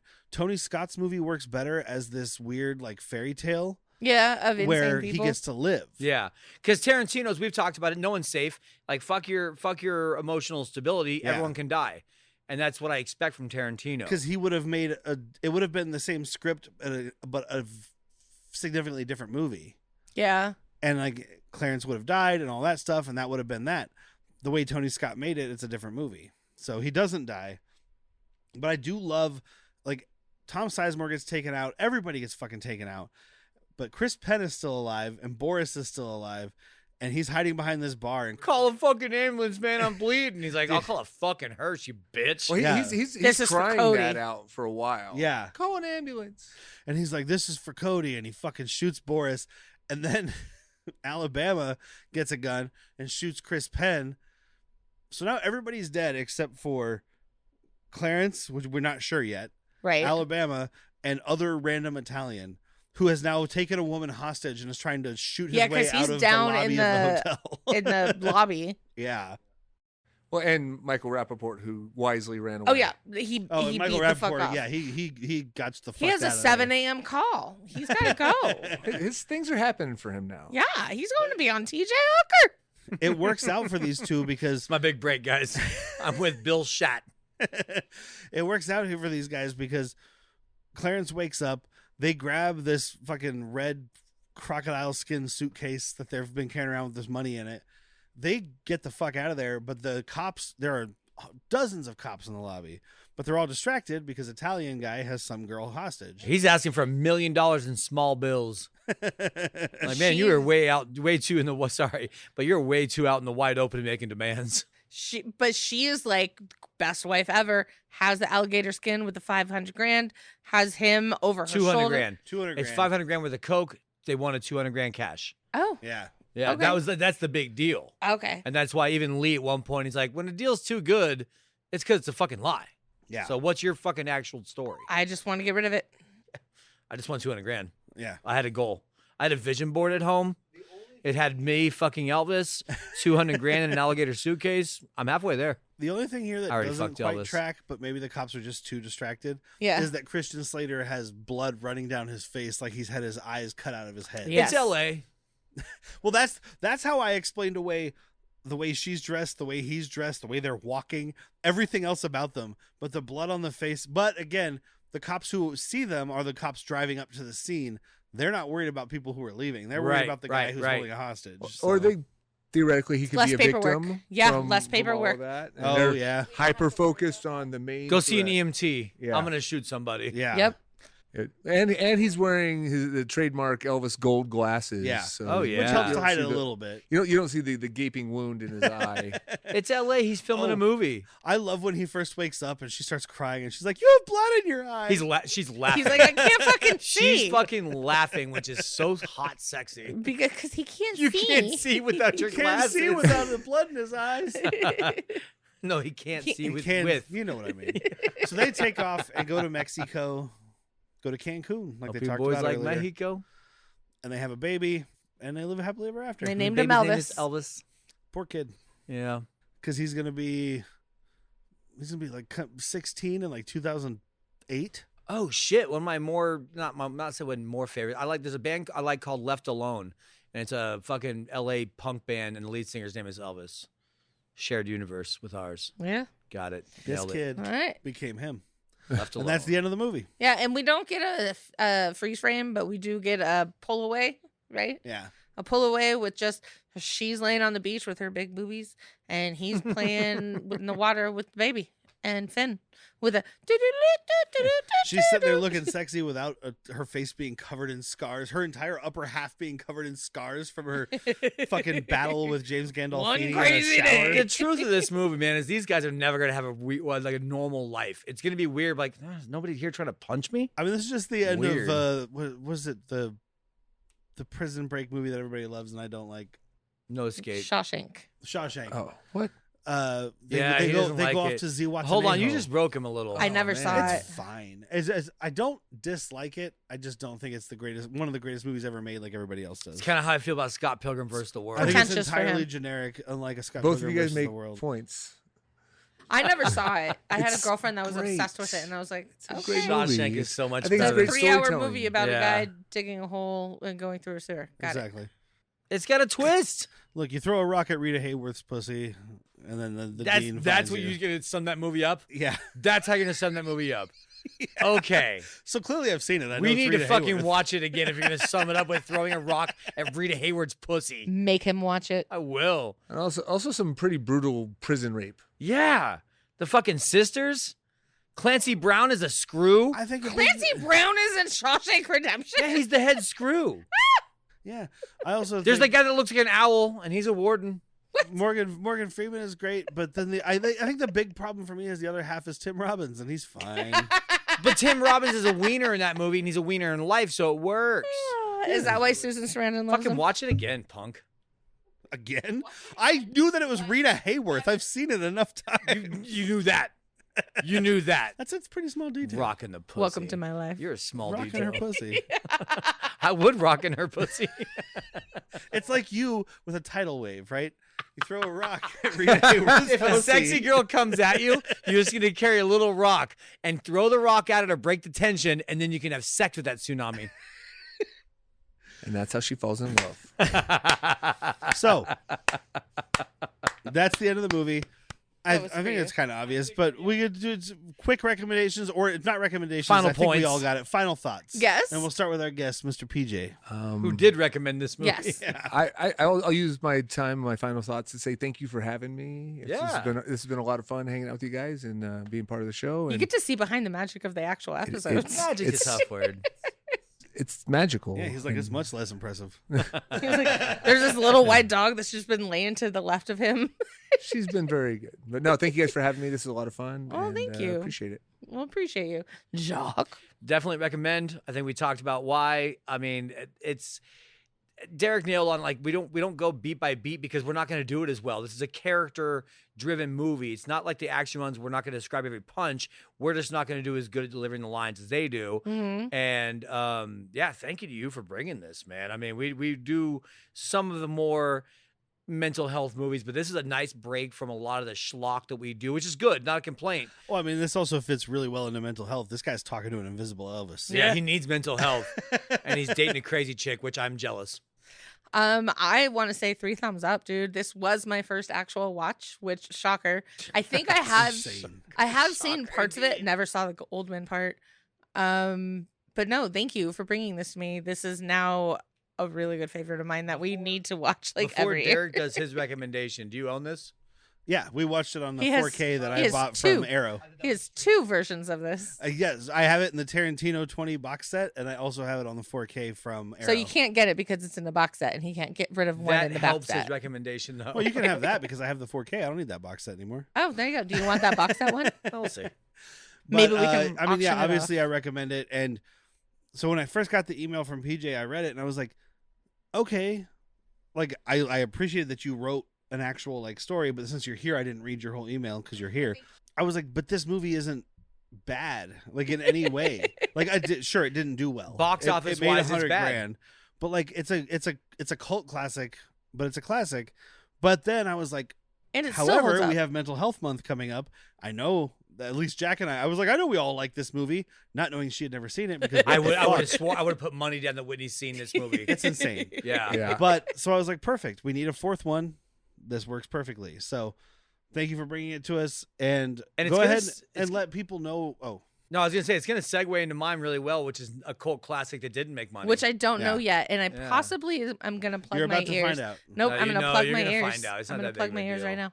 But do you want to let people know where they can, how they can find you on like Spotify or Bandcamp or wherever you Yeah. can actually make money, not Spotify? How can people give you money? So you can find me on all your platforms. My name's Pj Bidwell. And Just like it sounds. and I'm on social media as that, and I'm on. I also have a page for my band, the Pj Bidwell Band. We have a song that we just released this month, and then next month my song Christian Slater is coming out. It's one of my newest songs I've written. Most of the stuff I've like road worked, and it's been hitting stages for years. But I'm working with a new producer, and so we tried something different. And I brought a brand new song, and then put it all together, and it turned out really cool. I'm So excited Christian for it. Slater actually comes out the week that this episode There's airs. Oh, yeah, on we were have a saying that link. earlier. It comes out a couple days before this, right? So that link will be down below, and I'll also link the social medias. I appreciate at least that. the Instagram stuff. Facebook's And dead. we've done it before that instead of our closing song, we use an artist. Yeah, what So kind if of you- song if would you like us If you want to? to send something to Derek, I can send you Christian Slater. Yeah. I think All that'd right. If you be, want to that'd be send awesome. it over, yeah, I'll put that out as the outro song here. But I do want to thank our usual intro outro artists, Evasion. Evasion. Give it up. because I've forgotten a few episodes. I forget sometimes. It happens. I drink. You have 12% beers. You smoke a couple joints. It's fine. But next week will be the final week. Oh of God, I'm Mental gonna hear Health it, Month. guys. It'll be Jack's pick. You're not excited. And it will be Big Trouble in Little China. Did he read the scripts? What? Who's that? You guys are hearing Whitney discover that live. You know what Jack Burton says at a time like this? Tune in next week. Another movie that made no money, but everybody loves. Everybody loves That's that why movie. it's like this one. The wrong people were old enough at the or weren't old enough at the time. You get a fucking slow clap, sir. And that's available on Amazon Prime for free, or you can rent it for $4, buy it for $5, apparently. Send me a text. Come over and watch it with me. I have it on Blu-ray, surprisingly. Yeah, there is no 4K yet. I would have it. That's a shocker. But I also have it on Blu-ray. And then on patreon.com/worstpeople, our patron-selected mental health movie for the month is Sorry to Bother You, which is available on Canopy, the free library app, if your library participates, or you can buy it on Apple for $10, which is insane. If your library participates in Canopy, just do it that way. And then for Latchkey Vids, another listener request, we're talking about TNT, starring Mr. T, and it's available on Tubi and YouTube. We're going to be talking about the first episode. Yes. I don't think I said that the last time. Okay. But we're going to be talking about the first episode. That makes sense. It's I chose it because it's called Extortion in Chinatown. Oh my God. Because it's not a show with a continuous story kind of thing. Maybe a Right. little bit, but like it's like an episodic thing. But I was like, Extortion in Chinatown? Big Trouble in Little China? Yeah. Come on. Look at this guy. He's so good at his fucking job. So that's it for this week. Thank you, PJ, for coming in. Golf clap for PJ. Golf clap. Check out the links below and check out his music. And if you're in Tucson, you can find him performing at various bars and musical venues. Yeah. Oh, is there a place that you're going to be playing at anytime in May? Not in town. We're going down to Sierra Vista in May. So if you're in Sierra Vista, Punchy's Tavern. So thank you guys for tuning in. I've been Derek. I'm Whitney. I'm Cocaine Jack. And I'm PJ. I like you, Clarence. Always have, always will.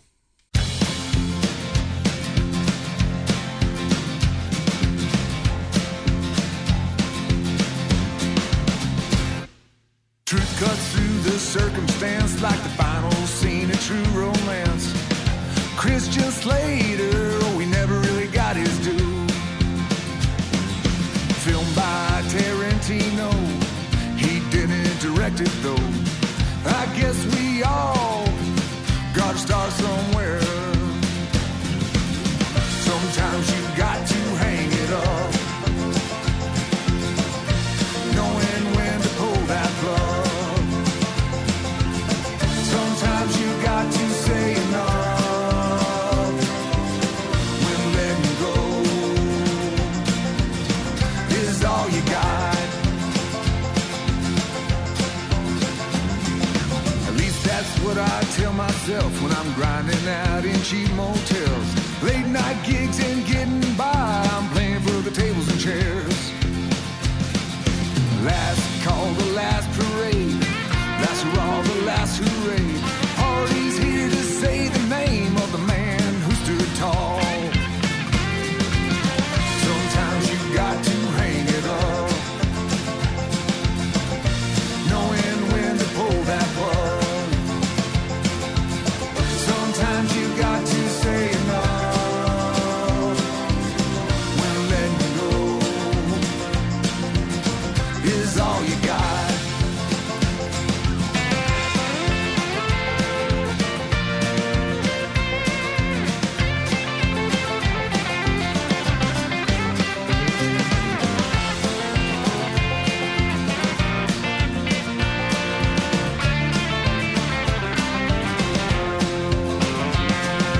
Hope that when you turn the pages, 'cause you calm the storm that raged. Found a love no stage could provide. Filled that hole with a light. Great kids and a beautiful wife. The storms have lifted, oh, the ones that brought you here. Sometimes you got to hang it up, knowing when to pull that plug.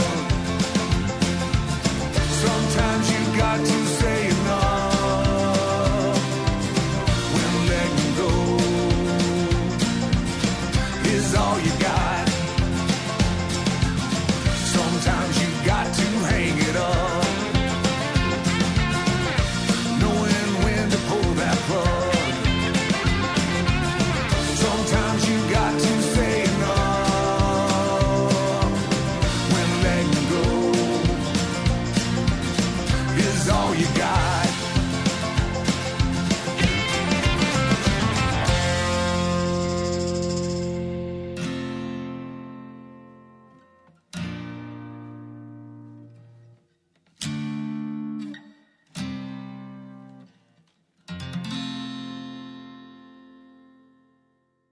And you know, once you go like that long without having something great, you're like, was it even that great? That's how I feel about sex, you know? It's kind of like that. What is even that great? I mean, I got a hand. I know what I like. I got a Ziploc bag of warm water from the tap and a rubber band. I got a couch. Oh, God. Is it a velvet it's hole? so supple. A leather couch with a velvet hole? It's like an analog Etch-a-Sketch. No. It's not political. It's about a politician. Yeah. But it's not political. Hey, couch fucker. Yeah. Unfortunately, now that